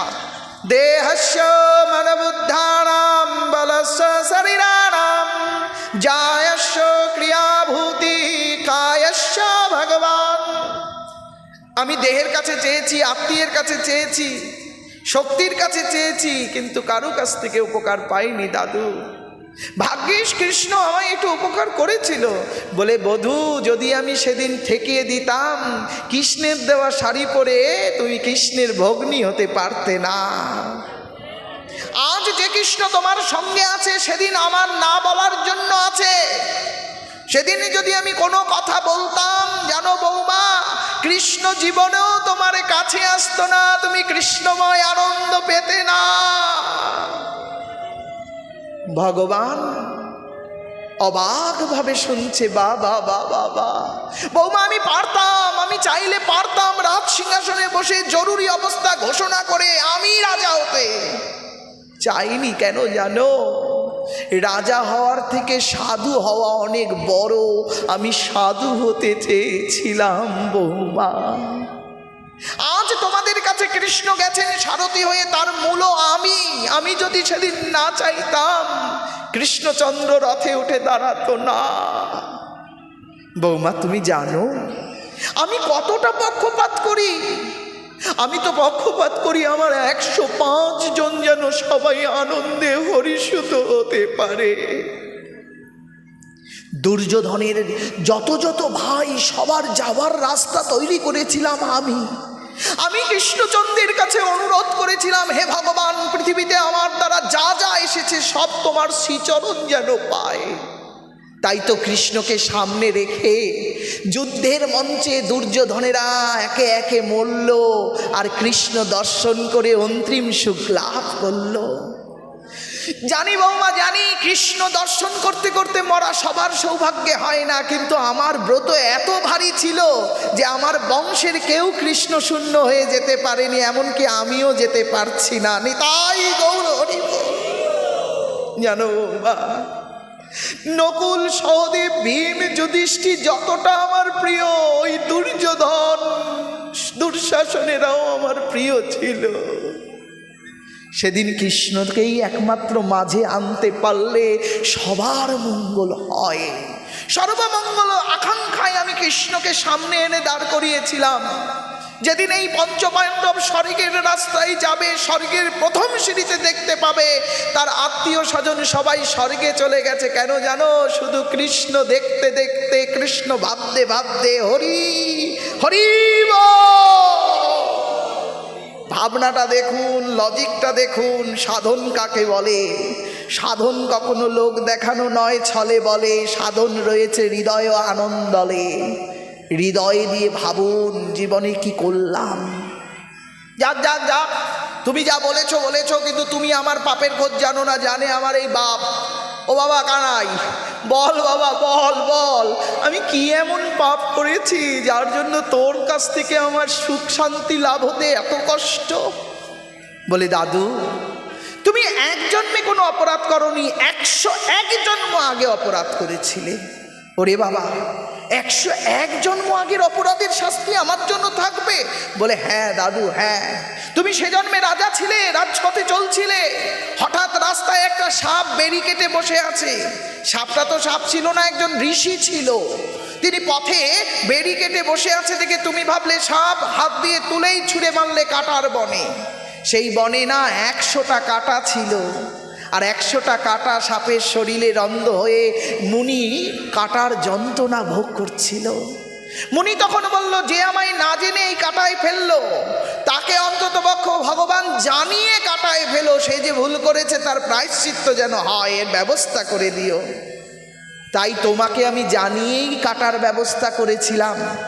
মনে পড়ে দাদু, তুমি যখন সরসজ্জা নির্মাণ করার জন্য আমার ইচ্ছে হলো, আমি অর্জুনকে বললাম, অর্জুন এইভাবে দাঁড় করো, এদিকে মারো, ওদিকে মারো, সেদিকে মারো। আমি তোমার ভাবনা দূর করেছিলাম। দাদু, আমি সব পাপ খণ্ডন করতে পারি, কিন্তু সাধুর চরণে অপরাধ হলে আমার খণ্ডন করার ক্ষমতা নেই দাদু। যদি এটা সাংসারিক কোনো পাপ হতো আমি খণ্ডন করে দিতাম, কিন্তু আমার ভক্ত, আমার ভক্তের ভক্তিকে যদি কেউ অপমান করে তাকে 100 জন্ম পরেও সেই শাস্তি পেতে হয়, কোটি কোটি যন্ত্রণা অনুভব করতে হয়, প্রেমানন্দে হরিসুত হতে হয়। আহারে আহারে, বাবা তুই তো সবার পাপ হরণ করিস, আমার জন্য কিছু করবি না? ও দাদু, ওই সাপটাও ঠিক অতদিনই যন্ত্রণা পেয়েছিল, সেটা ছিল 58 দণ্ড। কালের নিয়মে এটা 58 দিন হয়ে গেছে। এই কথা যারা শুনবে তাদের 58 বৈষ্ণব অপরাধ থেকে মুক্তি লাভ হবে, যদি তারা মন দিয়ে এটা অনুভব করতে পারে। দাদু, দাদু গো, আমায় তুমি ভুল বুঝো না। ওরে না রে না, বেশ করেছিস, বেশ করেছিস। আমার জন্য এমন জিনিস করার কেউ ছিল না। তুই আমার জন্য ভেবেছিস, আমি বড় খুশি হলাম। তবে শোন, আমার 2টি মেয়ে আছে, তোর কাছে দিতে চাই। ও দাদু, তুমি তো বিয়েই করনি, তারপরে তোমার 2টো মেয়ে কেমন করে হলো? ওরে শোন, আমি অন্তর নারীকে বিয়ে করেছি। আমার অন্তর নারীর সাথে এমন সম্বন্ধ হয়েছে, তা থেকে 2টো নারী জন্মেছে। একটা হলো মতি, আর একটা হলো প্রীতি। আমি মতি প্রীতির জপিতা। আমার মতি, আমার প্রীতি তোর জন্য রেখে দিয়েছিলাম। বাপরে, অন্তিম পথে তোকে আমি আমার মতিরূপ ইচ্ছা দিলাম, যেন ইচ্ছা কখনো নিজের কাজে না ব্যবহার করি। জীবনে কোনোদিন নিজের ইচ্ছার ব্যবহার করিনি, জীবনে কোনোদিন নিজের সুখ চাইনি, শুধু জগৎ মঙ্গল চেয়েছিলাম। রেখে দেওয়া ইচ্ছা, রেখে দেওয়া মতিটা তোর চরণে দিচ্ছি, তুই গ্রহণ করবা। ইচ্ছা আর মতিটা ভগবানের চরণে দিয়ে বললেন, এবার কি আমি যেতে পারি? দাদু, আমি কথা দিলাম এইভাবে যদি কেউ অনুতপ্ত হয়ে তার ইচ্ছার মতিকে বাঁচিয়ে রাখতে পারে, তার ইচ্ছামতির রূপ ধরে আমি ইচ্ছাময় নারায়ণ কৃষ্ণ বাসুদেব গোবিন্দ হব, প্রেমানন্দে হরি হরি ছুত। ওগো বাজাইলা আনন্দের বাঁশি, কবে আমায় করেছ দাসী, অনলে পুরালে জলেতে ভিজালে, কবে ডেকে নেবে তুমি বাহু তুলে, ওগো নারায়ণ পতিত পাবন। কতজন এসেছিল, কতজন চলে যায়, কেহ তো মনে রাখে না আমায়, যাবার বেলায় এসেছ হরি, তোমায় আমি প্রণাম করি।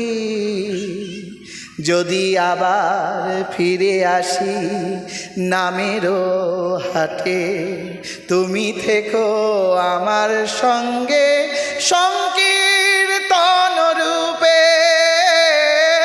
দয়াময় ওগো গিরিধারী,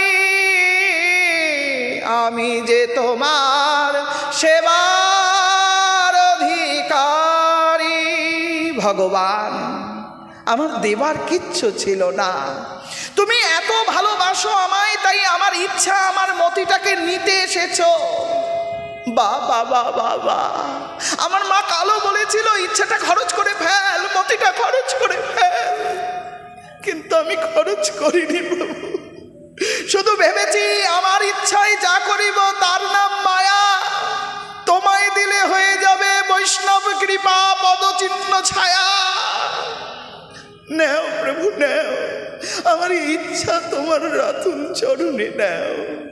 আমি খাইতে পড়তে শুইতে কেবল যেন তোমার নাম করতে চাই, এমন ইচ্ছা দাও গো আমায় চৈতন্য গোসাই। একবার বলুন না জয় নিতাই, আরো জোরে বলুন গৌরাঙ্গ। কি গো আমার মায়েদের কেমন লাগছে কথা শুনতে? দেখেছো কথা কি পারে? কথা মুহূর্তের মধ্যে বড় শানতে পারে, দরস আনতে পারে। জীবনের সৌভাগ্য ভগবানকে শোনা, ভগবানকে জানা। আমরা ভগবানকে শুনিনি, ভগবানকে জানিনি। পরীক্ষিত মহারাজ কৃষ্ণ দর্শনের পরেও হাক পাক করে বেড়াচ্ছে, কোথায় গেলে তিনি কৃষ্ণকে জানতে পারবেন। তাও যাত্রার কাছ থেকে জানলে হবে না, একজন সুখী ব্যক্তির কাছ থেকে জানতে হবে, যিনি সুখ দাতা। তিনি কোনো এডুকেটেড পার্সনের কাছে যাচ্ছেন না, তিনি কোনো আইএবিএর কাছে যাচ্ছেন না, তিনি যাচ্ছেন এমন একজনের কাছে যিনি সবসময় সুখে থাকে, দুঃখ যাকে ছুঁতে পারে না। তার নাম শ্রী সুখদেব গোস্বামী। বলেছিলাম না, মাকে ভালো না বাসলে বাবাকে বোঝা যাবে না। জননীর গাবাহন তথ্য ভীষ্ম পর্বে কয়, ভীষ্মেরই পর্বেতে কৃষ্ণের অকরুণ আশ্রয় লীলা হয়। অকরুণ আশ্রয় লীলায় তিনি করুণা করে চলেছেন। ভাবতে পারছেন কত ভালো ভগবান। দ্রৌপদী বললেন, বাবা দাদু আমার ভুল হয়ে গেছে, আর এমনটি কোনো দিন করবো নিকো। বউ, এরম ভুল সবাই করে বলেই বারবার জন্ম নেয়, বারবার মরে। বলো রাধে রাধে। বউরে, পারিস যদি ওই রাঙাচরণে মন দিয়ে দে, ওই রাঙাচরণে জীবন দিয়ে দে। আর যদি পারিস সারা জীবন হরি বল বলে। আহা, 5 পাণ্ডবকে 5 শিক্ষা দিলেন। 5 পাণ্ডবকে বারবার বলে গেলেন, কোনোদিন ইচ্ছা মতির দুরুপয়োগ করবে না। ইচ্ছে হচ্ছে ভালো শাড়ি পরব, ইচ্ছে হচ্ছে ঝগড়া করব, ইচ্ছে হচ্ছে মানুষকে অপমান করব, এগুলো কখনো করো না। যদি ইচ্ছায় গুরু বৈষ্ণবকে ঈশ্বরকে প্রণাম করা আসে, তবে সেটা বন্ধ করো না।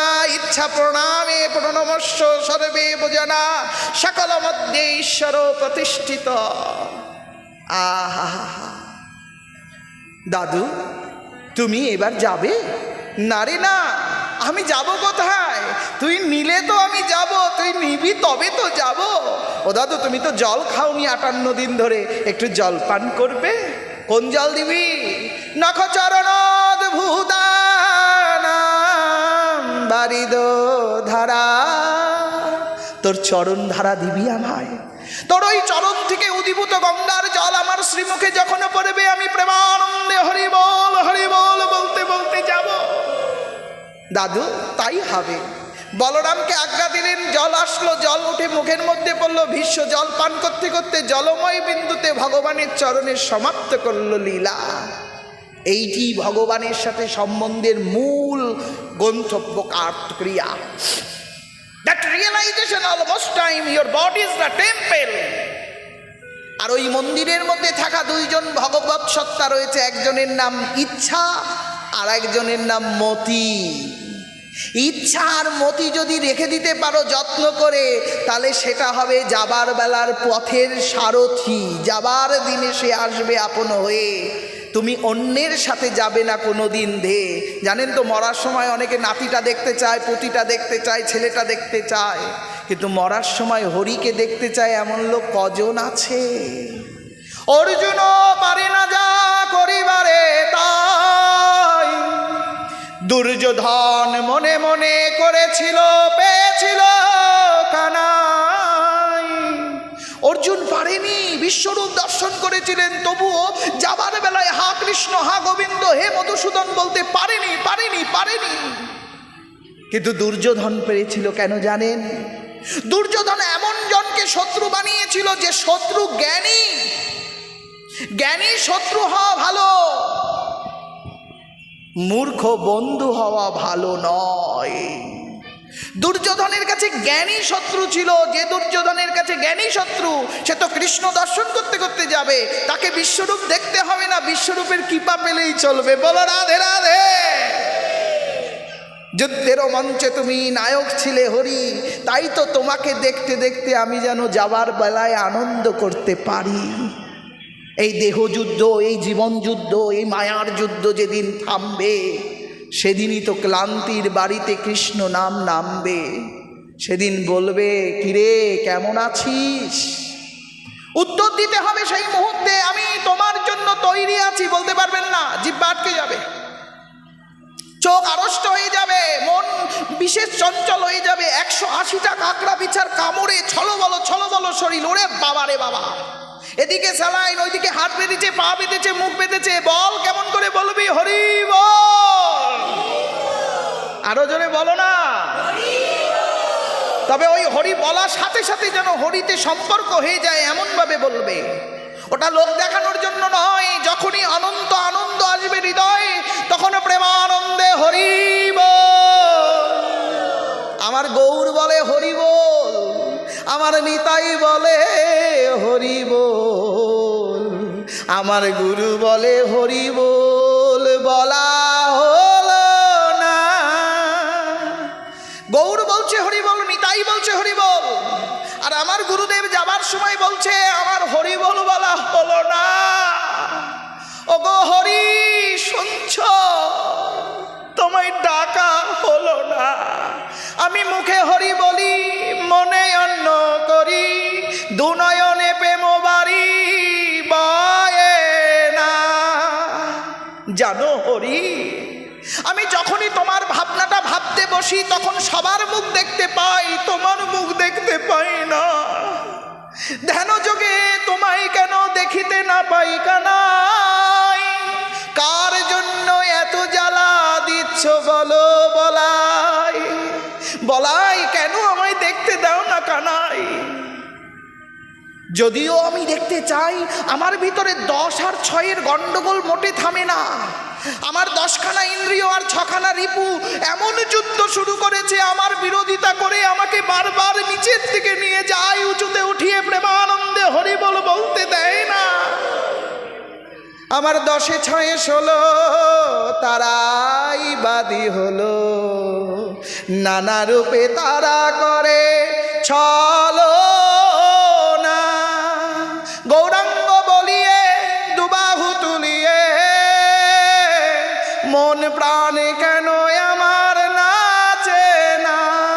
নাচে কখনো কখনো বাড়িতে একলা একলা ইচ্ছে করে এই হরিনামের আসরে আসলে একটু হাত তুলতে ইচ্ছে করে, তাও অর্ধেক তোলে, পুরো দেবো না বাবা, দিলে যদি নিয়ে চলে যায় এইটুকু তোলে অনেকে, এইটুকু, আবার কেউ তো এইটুকুই, বাবা যথেষ্ট তুলেছি, কিন্তু তুলতে হবে আনন্দ করে। গৌরাঙ্গ বলিলে দুটো বাহু তুলিলে আনন্দিত হবে মন, প্রেমানন্দে পাইব আমি গোবিন্দ দর্শন। লিখেছে পুরাণে সাধুগুরু স্থানে হরিনামের হয় না কোনো তুলনা, কিন্তু তবুও আমার হরি বলা হলো না। গুরুজনের মানা কবু মন মানে না, আমার হরিনাম করতে প্রাণ ভরে না। জানো দয়াময়, লোকমুখে শুনেছি জনমের জনমের পাপ তুমি হরণ করো, কিন্তু ডাকার মতন সেজন আমি কেমন করে হব? আমি যে ডাকতে জানি না, আমি তোমায় বুঝতে পারি না প্রভু। তবু যত যাই করি যাবার বেলায় হরি, তোমার নাম ছাড়া যেন আমি হয়ে যাই না। হরি বল বলায় আমার হলো না। ভাববেন, বলবেন বাড়িতে এইভাবে, ভগবান কিচ্ছু শুনবে না, ভগবান শুধু শুনবে আপনার মুখ থেকে বলা সত্য সত্য কথাগুলো, মিথ্যেগুলো আবার ওনার কানে যায় না, ওই জন্য উনি দোষ নেয় না। তাহলে পুতনাকে চরণ দিত না, তাহলে কালিয়ার মাথায় নাচতো না, তাহলে কংসের বুকে চরণ রাখতো না, তাহলে রাবণের বক্ষে চরণ রাখতো না, প্রেমানন্দে হরিসুত করতে পারতো না। উনি তো মন্দ দেখে না, ওনার কাছে মন্দ পৌঁছতে পারে না। মন্দের কত বড় সাধ্য যে ওনার কাছে যাবে। ওনার নয়নের ধারা যখন বশীভূত হয়, মন্দ নাশ হয়ে আনন্দের উদয় হয়, প্রেমানন্দে হরিসুত হওয়া যায়। গৌর হরি, গৌর হরি গো, আমি যে তার কাছে যেতে পারলাম নে, আমার মন্দ চলে গেছে। কি বলছিস? তোর কোন মন্দ গেছে? বলে হরি বলবো না ভেবেছিলাম, ওটা শুনতে পেল, তাই তো আমার দ্বারে নিতাই গৌর এনে দিল। জগাইয়ার মাদাই বলছে, আমি ভেবেছিলাম আমি হরি বলবো না, কৃষ্ণ ডাকবো না, কিন্তু তুই হরি আমায় কত ভালোবাসে যে আমায় নিতাই এনে হরি বল তে আমায় কত ভালোবাসে, গৌর এনে দেখালো, সুদর্শন চক্রধারীকে দেখালো। হ্যাঁ গো, সে কৃষ্ণ দেখিলে যদি এমন দয়াময় হয়, না জানি সে সামনে আসলে কি হবে হৃদয়। আমার হৃদয় কি হবে সেদিন, যেদিন সে আমার সামনে এসে দাঁড়াবে। হরধনু ভঙ্গকারী রাম কৃষ্ণ মিলিত হয়ে যাবে, গৌর মিলিত হয়ে যাবে, সর্বভুজ রূপ ধরে প্রেমানন্দে হরিসুত হবে। বলতে পারো, ওরে জগাই তোর সার হয়েছে বলে তোমরা করেছিলে সার, তাই অসার সার হতে চলেছে। তাই গৌর হরিব। ভাবছেন বাবা কেমন লাগে রসের বুদ্ধি? রস হইল আস্বাদন তত্ত্ব, থাকলে হয় পরমার্থ, না থাকলে হয় গর্থ। গর্থে পড়ে মরছি মোরা পরমার্থ একটু যদি পেতাম। খেজুরের গাছে যখন হাড়ি বাঁধা হয় রস পাবো আশা করে, কিন্তু গুরুর কাছে যেদিন থেকে দীক্ষা নিলাম সেদিন থেকে রস পাওয়ার আশাই নষ্ট হয়ে গেল। কেন জানেন? গুরুর কাছে শুধু দীক্ষা নিলে হয় না, গুরুর কাছে হাড়িটা বাঁধতে হয়, মানে দেহটা গুরুকে দিতে হবে। সর্বস্ব সমর্পণ বিনে গোবিন্দ নাহি আসে, প্রেম রস ভক্তি রস থাকে সর্বযশে। ভার না হলে হয় মা?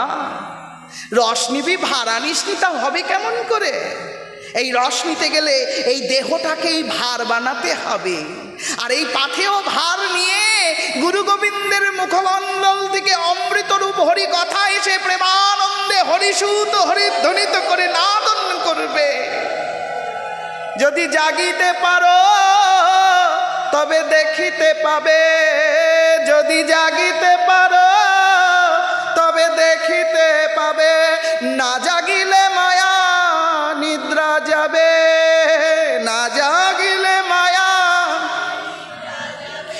জেগেছে যে জনে গুরুর চরণে, জেগেছে যে জনে গুরুর চরণে, হরি বল বলে সদা বদনে, হরি বল বলে সদা বদনে, জাগো জাগরে মানব মন, জাগো জাগরে মানব মন। মন জাগো, মন জাগো, প্রতিদিন জাগো মন্ত্র করতে করতে। কেউ একজন জিজ্ঞাসা করছে, বাবা বাবা হরিনাম করলে কি হয়? আরে হরিনাম করলে তোর মধ্যে হয়ের আনন্দ আসে, রয়ের কৃষ্ণ আসে, তোকে হরয় করে দেয়। হরি হরায় নম, কৃষ্ণ যাদবায় নম, যাদবায় মাধবায় কেশবায় নম, হরি হরায় নম, কৃষ্ণ নম, যাদবায় মাধবায় কেশবায় নম। হরিকে নামিয়া, হরিকে নামাতে হবে। কোথায় নামাবে? বাড়ির নিচে নামাবে, ঠাকুর ঘরে নামাবে, সিঁড়ির তলে নামাবে? না না না, তোর আনন্দ অঞ্চলে নামিয়ে নিয়ে আয়। তোর হৃদয় কন্দরের মধ্যে থাকা অভিপ্রাসকে এক জায়গায় কর। জানেন তো আমাদের কর্ণ কিন্তু খুব সুন্দর মরেছে। কর্ণ আচরণ ভালো করেনি লোকে বলছে, কিন্তু কর্ণের আচরণ খুব উন্নত ছিল। একটাই আচরণ কর্ণের ছিল, শত্রুদের পক্ষে ছিলেন। কেন ছিল জানেন? ভগবান আমি দান করি, আমার নাম দাতা কর্ণ। লোকে আমায় দাতা বলে, মুনি ঋষিরা আমায় দাতা বলে। দাতা কখনো দরিদ্রের বিপক্ষে থাকে না, দাতা সবসময় দরিদ্রের পক্ষেই থাকে। বলো রাধে রাধে। আমার ভাই 5 জন দরিদ্র, এই দরিদ্র ভাইকে যদি কিছু দিতে পারে, এই দাতা ভাই দিতে পারে। কর্ণ মানে প্রতিষ্ঠা, প্রতিষ্ঠাই মানুষকে অনেক সময় উঁচু ধনী বানায়, আবার নিম্নগামীও বানিয়ে দেয়। আমি যদি ওই প্রতিষ্ঠার মঞ্চে ওদের পাশে দাঁড়াই, তাহলে ওরা কৃষ্ণ আনন্দ পাবে না। তাই আমি বিপক্ষে দাঁড়ালাম। আর বিপক্ষে দাঁড়িয়ে সর্বপ্রথম আমি আঘাত আনবো অভিমন্যুর গায়ে। অভিমন্যু মানে হলো মন। মনকে যদি আঘাত না দেওয়া যায়, জীবন কখনো হরিনামের দিকে ধাবিত হতে পারে না। যতজন দেখবেন, যত মহাজন আছে, এরা সব মনের রোগী, মনের যন্ত্রণা পেয়েছে। প্রত্যেকের মনে একটা না একটা জ্বালা আছে, সেই জ্বালা দিয়েই মালা গেঁথে মালা জপছে আর হরিবল হরিবল বলে বেড়াচ্ছে। যার মনে জ্বালা প্রাণে হরি, আমি তারে নমস্কার করি। যার মনে জ্বালা প্রাণে হরি, উইদাউট জ্বালায় ভগবান থাকে না। জ্বালা যেখানে আছে ভগবান সেখানে আছে। বলছে জ্বলবে যে যত, আমি তার কাছে থাকবো তত। বলো রাধে রাধে। একটু জোরে বলো না মা। দূরে সবাই ভাববে তোমরা কেউ নাই, ক্যাসেট বাজছে, বুঝলে? যদি তোমরা একটু সঙ্গে থাকো তবে ভাববে কটা মানুষ তো আছে। হ্যাঁ, হরিনামের আসরে এসেছি, হরিনামের আসর থেকে যাওয়ার সময় খিচুড়ি খেয়ে যাব, লাবড়া খেয়ে যাব, পারলে অন্যের জুতো পরে যাব, এই মনোবৃত্তি নিয়ে আসি নেই। হরিনামে এসেছি হরিকে হৃদয়ে নিয়ে বাড়িতে হরণগুলো থামাবো। বলো রাধে রাধে। বাড়িতে সংসারে অকারণ হরণ হয়ে চলেছে। ঘরটা হরিত হচ্ছে, বাড়িটা হরিত হচ্ছে, কিন্তু হরিময় হচ্ছে না। বাড়িটা হরিময় করব, কৃষ্ণময় করব। এ জীবন বড় দুর্লভ মাগো, চলে গেলে আর পাবে না। তাই কৃষ্ণ ভজিলে কি হয়? বলে ভজিলে আনন্দ হয়, না ভজিলে মায়া। যে জন ভজেছে সে পেয়েছে রতি মতি শূন্য ছায়া। রতি আর মতি থাকে না, শূন্য ছায়া থাকে। আমি কার? কৃষ্ণ আমার। আমি কার? কৃষ্ণ আমার। আমি কার? কৃষ্ণ আমার। কেউ বলছে না কিন্তু আমি কৃষ্ণের। কি বলছে? আমি কার? ওগো আমার কাছে কৃষ্ণ আছে, তোমরা কৃষ্ণ নেবে? যে যে কৃষ্ণ নেবে দুটো বাহু তোলো, দেখিনি কে কে কৃষ্ণ নেবে। হ্যাঁ, এই আমিও নেব, আমায় দাও। বলছে আমি কার? কৃষ্ণ আমার। কি সুন্দর বলা, কি সুন্দর বোঝা। এই বোঝাটাই যেদিন আসবে পথটা সোজা হয়ে যাবে। জানেন তো, মৃত্যুটাকে ভালো করার নামই ভাগবত। ভাগবত আর কিচ্ছু না। যাবার আগে মৃত্যুর সময় হাতে পায়ে ধরে, ওরে বাবা বাঁচা রে, বাঁচা রে বাবা বাঁচা, এই মরে যাই যাই। এর জন্য মৃত্যুবরণ সুখদায়ক নয়, দুঃখদায়ক। কিন্তু মৃত্যুকে সুখদায়ক করলেন রাজা পরীক্ষিত আর সুখদেব গোস্বামী। মৃত্যুর সময় হবে আনন্দের সময়। ভয় পাবো কেন? কিসের ভয়? এসেছিলাম যেদিন তোমার নাম করব বলে, সেই দিনই আমি সংকল্প করেছি আমি মরব তোমার নাম ধরে। যেদিন খাতায় সই করে এসেছি সেই সই মুছে ফেলা যাবে? বোঝে না মন, বোঝে না, এভাবে দিন যাবে না। যেদিন কৃষ্ণ নাম হবে না সেদিন মরণ আসতেও পারবে না। মন, তুমি কিন্তু শুনে রেখো, আমি কৃষ্ণ যদি না ভাবি সেদিন যেন আমার মরণ না হয়, তাহলে আমার ওই মরণ সুখের মরণ হবে না।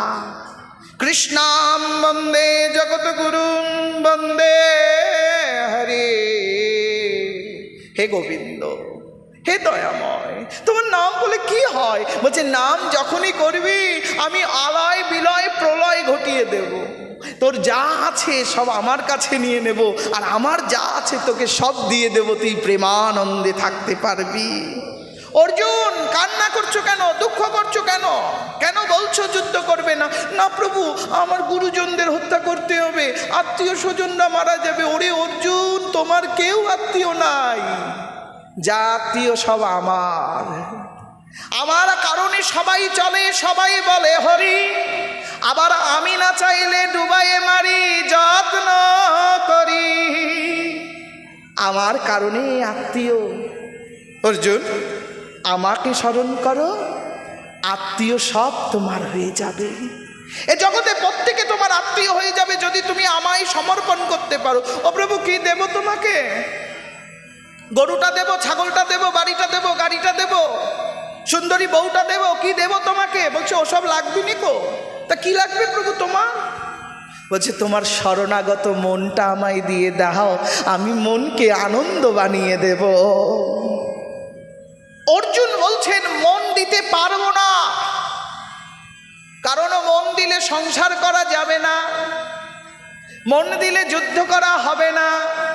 তাহলে বলছে অর্জুন, মন যদি তুমি না দাও আমিও তোমার যোগক্ষেম বহন করব না। বলো রাধে রাধে। ভগবানের কত সুন্দর বুদ্ধি দেখো। বলছে মন যদি না দাও আমি যোগক্ষেম করব না। আগে দাও, মন দাও, মনের শরণাগতিটা দিয়ে দাও। পুরো মন দিতে হবে না, মন তোমার কাছে রেখে দাও। শরণাগতি, মনে কি কি চাইছে ওগুলো আমায় দিয়ে দাও। আমি বুঝবো আর খুঁজবো আর দেখে তোমায় সুন্দর করে দেব। দেবে আমায় অর্জুন? অর্জুন বলছে না, আমি অত তাড়াতাড়ি পারবো না। তা কবে পারবে? বলছে মনের আকাঙ্ক্ষা শেষ হয়ে যাক, তারপর দিয়ে দেবো। বলছে অর্জুন, গাছের ফুল যদি মাটিতে ঢলে পড়ে তাকে কেউ নিলেও তার কিছু মনে হবে না, কারণ সে ঢলে পড়ে গেছে। বলো রাধে রাধে। তাই থাকতে সময় ধরে চরণ, করতে নাহি বারণ, হরে কৃষ্ণ মহামন্ত্রে করো জীবন পালন। থাকতে থাকতে সময় করো, সদ্য বেলায় করো। সখত বিখত দুঃখত যায়ত কায়ত মায়া, পাবতে কৃষ্ণ পদ ছায়া। তুমি আমার চরণ ছায়া নিতে পারো অর্জুন। আমার অনেকগুলো চোখ, অনেকগুলো কান, অনেকগুলো হাত, অনেকগুলো নাক, অনেকগুলো মুখ আছে, কিন্তু আমার চরণ দুটো জানো অর্জুন। ওটা 4টে 6টা 10টা 12টা হয়নি। হয়েছে নাকি বাবারা? বিশ্বরূপ দর্শনে কোথাও দেখেছেন অনেকগুলো চরণ? ফোল্ডিং দেওয়া অনেকগুলো চরণ, অনেকগুলো হাত আছে, এত সুন্দর অনেকগুলো হাত, অনেকগুলো মুখ, অনেকগুলো দাঁত, অনেকগুলো চোখ আছে, কিন্তু কই অনেকগুলো চরণ নেই কেন? বলছে চরণ শরণাগতং ত্বামহং গচ্ছতি বৈষ্ণবো হৃদয়াদ্দেশ অনুভূতিং চ ভক্তিমালয়া কুঞ্জতে কেশব। ভগবানের চরণ দুটো। আচ্ছা বাবা, চরণ দুটো কেমন? বলছে একটা হলো উচ্চরণ আর একটা হলো আচরণ। আচরণ আর উচ্চরণ দুটো যেদিন মিলবে সেদিন যুগল চরণ প্রাপ্তি হবে, প্রেমানন্দে হরিসুত হওয়া যাবে। আচরণ যদি ভুল হয় উচ্চারণ করলে কাজ হবে না, আর উচ্চারণ যদি ভুল হয় আচরণ দেখালেও পাওয়া যাবে না। বলি চরণে চরণে তুলে দাঁড়ায় আছো হরি, তোমার চরণ দুটো যেন আমি আপন করতে পারি। আচ্ছা মায়েরা কখনো কখনো শুনেছ যুগল চরণে মতি দিও, যুগল চরণে মতি দিও, যুগল চরণে মতি দিও। দাঁড়িয়ে তো রয়েছে দুজন, তাহলে দুজনের যুগল হয় কি করে? দুজনে তো চারটে চরণ, দু যুগল চরণ, তাই কি না? লোকে কি বলছেন? শুধু যুগল চরণে মতি দিও। যুগল চরণ মানে আচরণ। রাধারানীর চরণটা হলো আচরণ, আর গোবিন্দের চরণটা হলো উচ্চরণ। উচ্চে আরোহণ করো, হৃদয় দেশে উচ্চ অনুভূতি আনো, কখনো নষ্ট হয়ে যেও না, পূর্ণ হয়ে প্রেমানন্দে হরিসুত হও। দেখো তোমরা আমাকে কত সুন্দর সময় দিলে, আগামীকাল আমি আবার আসব, তোমাদের হৃদয়ের কাছে গোবিন্দকে নিয়ে আসার প্রয়াস রাখব। আজ এখানে বেলা বিশ্রাম দিলাম, কাল আবার সুন্দর সুন্দর মুহূর্তে উঠে ভগবানকে সুন্দরভাবে অনুভব করব। একসাথে অনেকটা নিয়ে নিলে না আস্বাদের রস থাকবে না। আখের গোড়ায় যদি জল ঢেলে দাও আখ কিন্তু পাঞ্ছে হয় না, কিন্তু গুড়ের মধ্যে যদি জল ঢেলে দাও গুড় আর মিষ্টি থাকে না। বলো রাধে রাধে। তাই গুড় যখন খেতে এসেছো একটু ধীরে ধীরে আস্বাদ করো, যত পাবে তত আনন্দ হবে। আনন্দ নেওয়ার জন্য লোক দেখাতে হয় না, আনন্দ আপন অঙ্গে আছে। একটু গুরু বৈষ্ণবের অনুকরণ স্মরণ করো, তাদের কথা মানার প্রয়াস করো।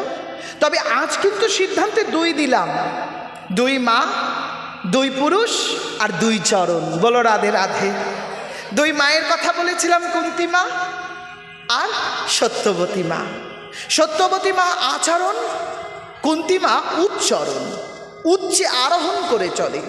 কুন্তীও কুমারী মায়ের কুন্তীর পুত্র কর্ণ কুমারী মায়ের পেটে হয়েছে, আবার ওদিকে আমাদের সত্য স্বার্থ আনন্দময় তিনিও কুমারীর পেটে হয়েছেন। একজন জীবের কল্যাণ লিখছে, আর একজন জগতের কল্যাণ করার জন্য নিজেকে ডেডিকেশন করছে। বলো রাধে রাধে। কি সেবা ভাবছেন? এগুলো সব বিজ্ঞানের এক একটা ধারা। ভগবত কথা সাধারণ কথা না, that is right of life science. যদি একটু অনুভব করেন এখানে বারবার মনে হবে এই যেন আমার হয়, এই যেন আমার হয়। কি হবে আমার? কি হবে? আমি কৃষ্ণ হয়ে যাব, আমি রাধা হয়ে যাব? না না, আমি মিলিত হয়ে যাব, আমি মিলিত হয়ে যাব। আমি সাগরের সাথে নদীতে মিলিত হব, আমি আনন্দে স্থির হব। নদীর জল যতক্ষণ নদীতে বয় চঞ্চল, খুব স্পিরিট ফোর্স বিভিন্ন রকম কিছু নিয়ে যায়, কিন্তু যখন সমুদ্রে মিলে যায় তখন সে স্থির হয়ে যায়, তার আর চঞ্চলতা থাকে না, খালি টলমলো টলমলো টলমলো টলমলো।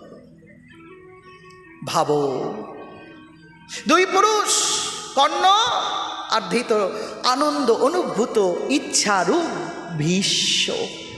ধৃত আনন্দ, যিনি আনন্দ হারিয়ে যাবে বলে ভগবানের জন্য সংরক্ষণ করে রেখেছিলেন, ইচ্ছা হারিয়ে যাবে বলে সংরক্ষণ করে রেখেছিলেন, তার মতিটা ভগবানকে দেবেন বলে ভগবানকে ডেকে আনছেন, তবু যন্ত্রণাটা একবারও তুলে ধরছেন না।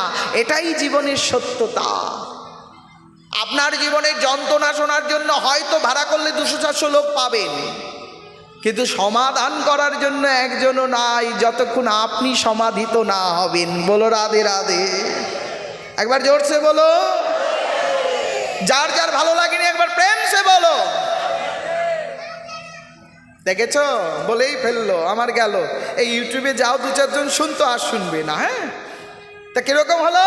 বললাম যার যার ভালো লাগলো না তারা প্রেম সে বলো। বলে দিলে কান তোমার কোথায়? বলে সারা পাড়ায়। হ্যাঁ, আমার কাছে না হয়। তাই যা শুনবে মন দিয়ে শুনবে। সাধুগুরু বৈষ্ণবের নিকটে যখনই আসবে সব সতর্ক থাকতে হবে। সাধু সাবধান, দেখে শুনে করো, অবদান না হলে হবে ব্যবধান। ব্যবধান মানে জন্ম জন্মান্তরের দূরত্ব। অবদান মানে এসেছে তোমায় দেখা না দিয়ে চলে যেতে পারে। অর্থাৎ সে যে কখন আসবে বলে আসবে না আমি আজকে সন্ধ্যা আরতিতেই আসবো, সে হয়তো তুমি বাথরুমে যখন যাবে তখনও আসতে পারে। তাই তার যখন আসার ইচ্ছা হবে তোমাকে সাবধানতা বহন করতে হবে। রাস্তায় হাঁটার সময় অসাবধান হলেই মুহূর্তের মধ্যে বলো হরি হরি বল হয়ে যেতে পারো। তাই জীবনে কখনো অসাবধান থাকা যাবে না। কোনো সময় খারাপ সময় নয়, জীবনের প্রত্যেকটি মুহূর্ত ঈশ্বর মুহূর্ত।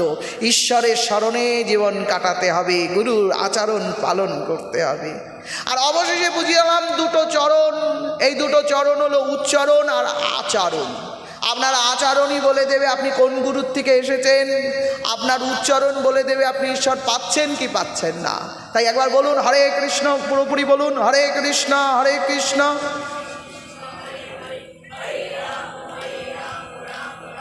হাতে যদি থাকে ক্ষমতা একটু তালি দিয়ে বলুন হরে কৃষ্ণ কৃষ্ণ কৃষ্ণ হরে হরে, হরে রাম। এরা যদি ঝগড়া করতো কত দূর শোনা যেত জানো? হ্যাঁ, জোরে বলো মুখ খুলে আরে। আবার দুই একজন মা কি সুন্দর পান মুখে দিয়ে নিয়েছে। হ্যাঁ,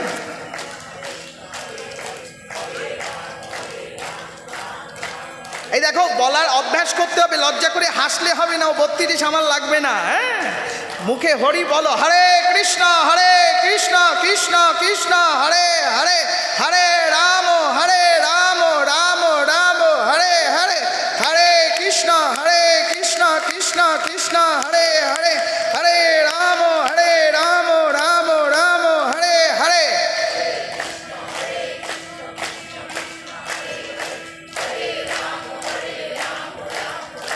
হরি বল। দেখুন, চেষ্টা করলে আমরা সবাই ভালো হতে পারি। আমাদের এই চেষ্টাটা নেই বলে কেষ্টাটা আসে না। চেষ্টা করলেই কেষ্টা আসবে, কেষ্টা আসলেই রাধার সাথে মিলন হবে। রাধা হলো আরাধনা, কৃষ্ণ হলো আনন্দ। আনন্দ আর আরাধনার মিলন হলেই বলে না এই যে নিতাই গো সীতানাথ প্রেমানন্দে হরি হরি বল, রাধা কৃষ্ণ প্রেমানন্দে হরি হরি বল। এইগুলো কি হোপলেস কথা নাকি? এগুলো খুব দরকারি কথা। এটা সংকেত বাণী বুঝিয়ে দিচ্ছে প্রেমানন্দ ছাড়া তোমার এখানে ঠাঁই নাই। বলো রাধে রাধে। যদি তুমি প্রেমিক হও তাহলেই এসো, অপ্রেমিকের দরকার নাই। রাসে কিন্তু অন্য কোনো দেবতা যেতে পারেনি। মহাদেব গেছিলেন, বাদ পড়ে যাচ্ছিলেন, তখন বলছে প্রভু আমার কাছে প্রেম আর আনন্দ দুটো আছে, কোথায় রাখবো? তা বলছে প্রেম আনন্দ থাকলে তুমি দেখতে কেমন লাগবে দেখি তো, তুমি তোমার প্রেম মেখে আসো। প্রেম মেখে এসেছে মাত্রই নারী হয়ে গেছে, নারী রূপ ধারণ করে বলছে প্রভু দেখো তো আমার প্রেম ঠিক আছে কিনা। বলে 1 নম্বর আছে, চলো তোমাকে নিয়ে রাস করা যাবে। বলো রাধে রাধে। রাস মানে অভিলাষ পূর্ণ করা। অভিলাষ তারই পূর্ণ হবে যার কাছে প্রেম আনন্দ আছে। প্রেমরূপ সম্পদ যার সঙ্গে আছে ভরি, আনন্দ তাকে দেখতে আসে বাড়ি বাড়ি। প্রেমানন্দ এক হলে গুরু গোবিন্দ হয়, গুরু গোবিন্দের মিলন হলে দেহ কৃষ্ণময় হয়ে যায়। এগুলো বাইরের কিচ্ছু নয়, পুরোপুরি লাইফ সায়েন্স বুঝতে হবে, ধীরে ধীরে শুনতে হবে সবার দ্বারে। যার কাছে শুনলে পরে মনের কথা পাই, তার চরণে গিয়ে আমি সর্বদা নেব ঠাই। সুখ দাতার কাছে যাব, অন্ধের কাছে যাব না। যার পায়ে একটু মলমূত্র লেগে গেলে অপবিত্র হয়, এমন লোকের কাছ থেকে আমি পবিত্র হতে পারবো না। পবিত্রতা মানে হলো একেবারে উচ্চতর ব্যাপার, যে সব কিছুতেই আনন্দে থাকে।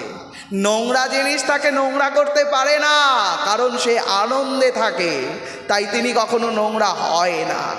একটা বিড়ি খেলেই যদি বৈষ্ণবতার ধর্ম রক্ষা করা না করা হয়, তাহলে কি বৈষ্ণবতা ওই বিড়ি খাওয়ার মধ্যে রইল? ওটা অনেক ঊর্ধ্বের কথা।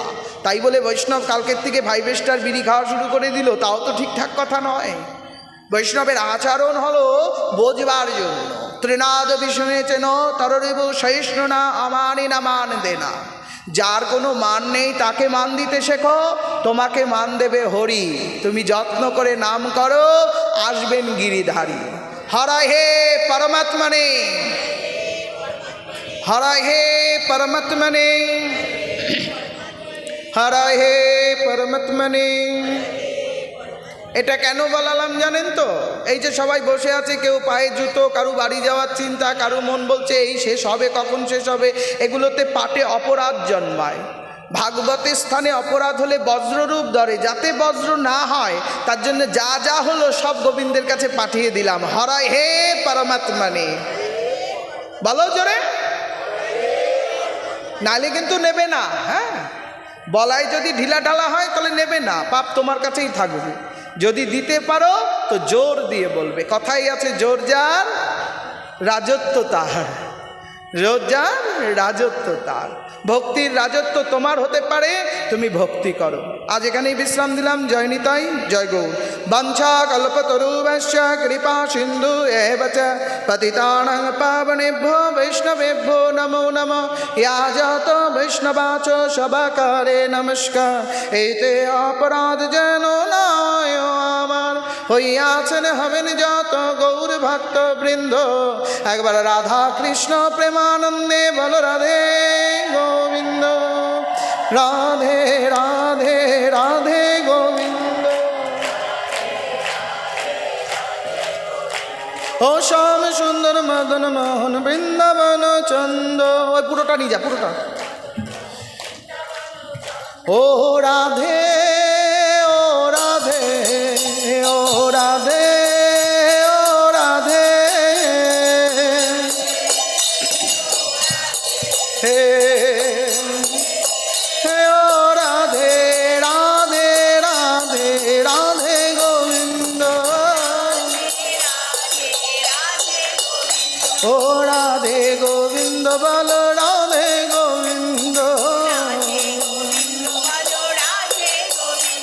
ও রাধা তোমার নামে লাগে আমার আনন্দ, রাধা তোমার নামে লাগে। ও রাধে ও রাধে ও রাধে ও রাধে, সবাই মিলে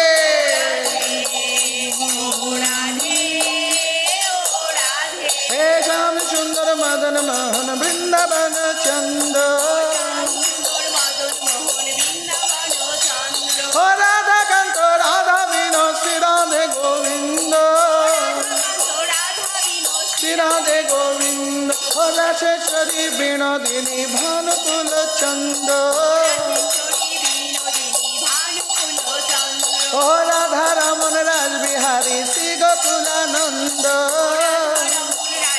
হরি শ্রী গোকুলানন্দ। ও রাধে ও রাধে ও রাধে ও রাধে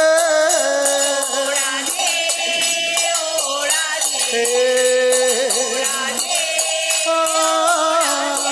রাধে রাধে রাধে গোবিন্দ। ও রাধা তোমার নাম নিলে লাগে আনন্দ, নিলে লাগে আনন্দ। বাহু তুলে হেলে দুলে বলো গোবিন্দ, বাহু তুলে হেলে দুলে।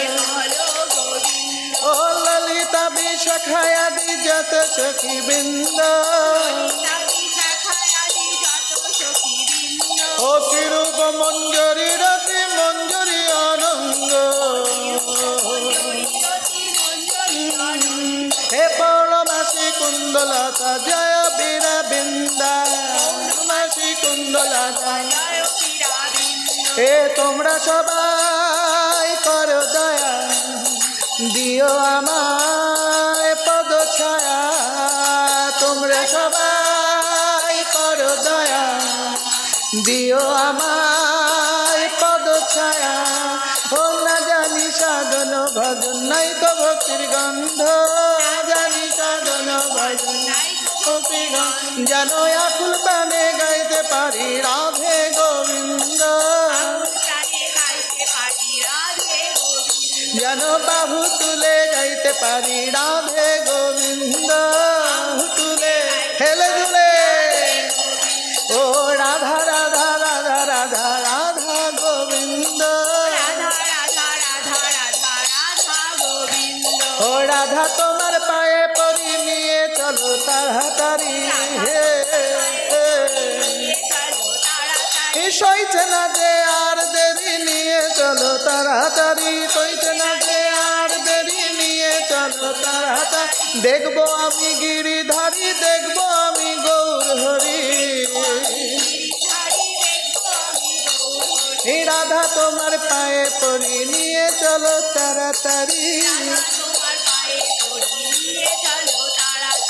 দয়াল আমার বংশীধারী দেখবো আমি নয়ন ভরি, আমার বংশীধারী দেখবো আমি নয়ন। রাধে ও রাধে ও রাধে ও রাধে রাধে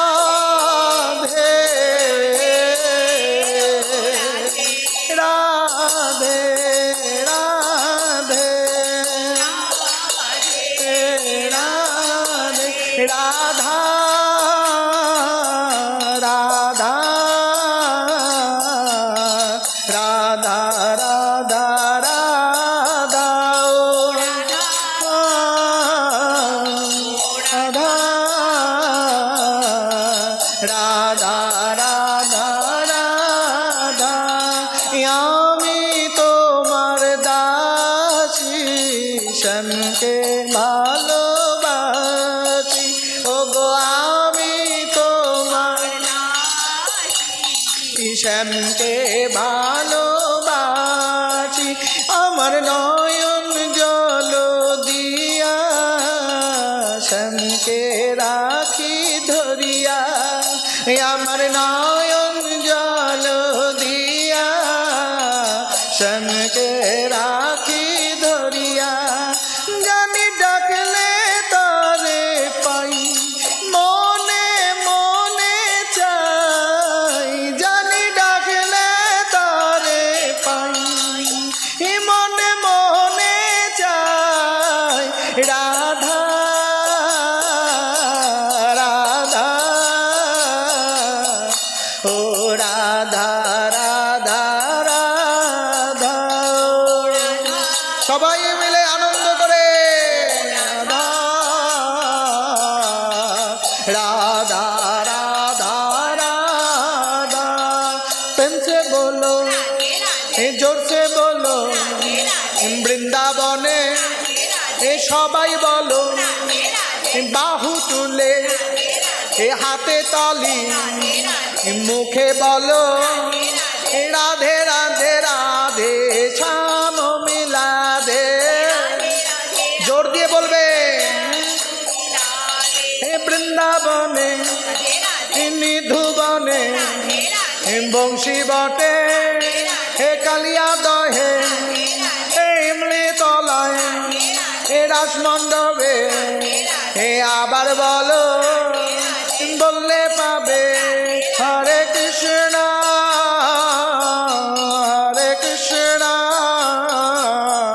কৃষ্ণ কৃষ্ণ হরে হরে হরে রাম হরে রাম রাম রাম হরে হরে হরে কৃষ্ণ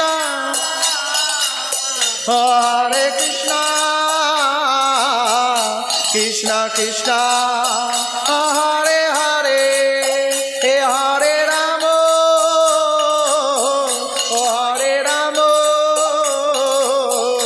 রাম রাম হরে হরে তোমরা জয় দাও বদন ভরে জয় দাও হে বাহু তুলে হরি বলে জয় দাও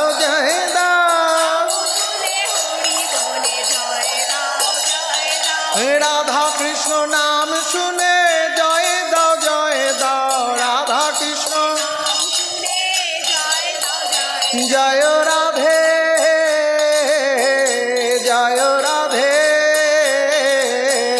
রাধে রাধে রাধে রাধে জয় রাধে রাধে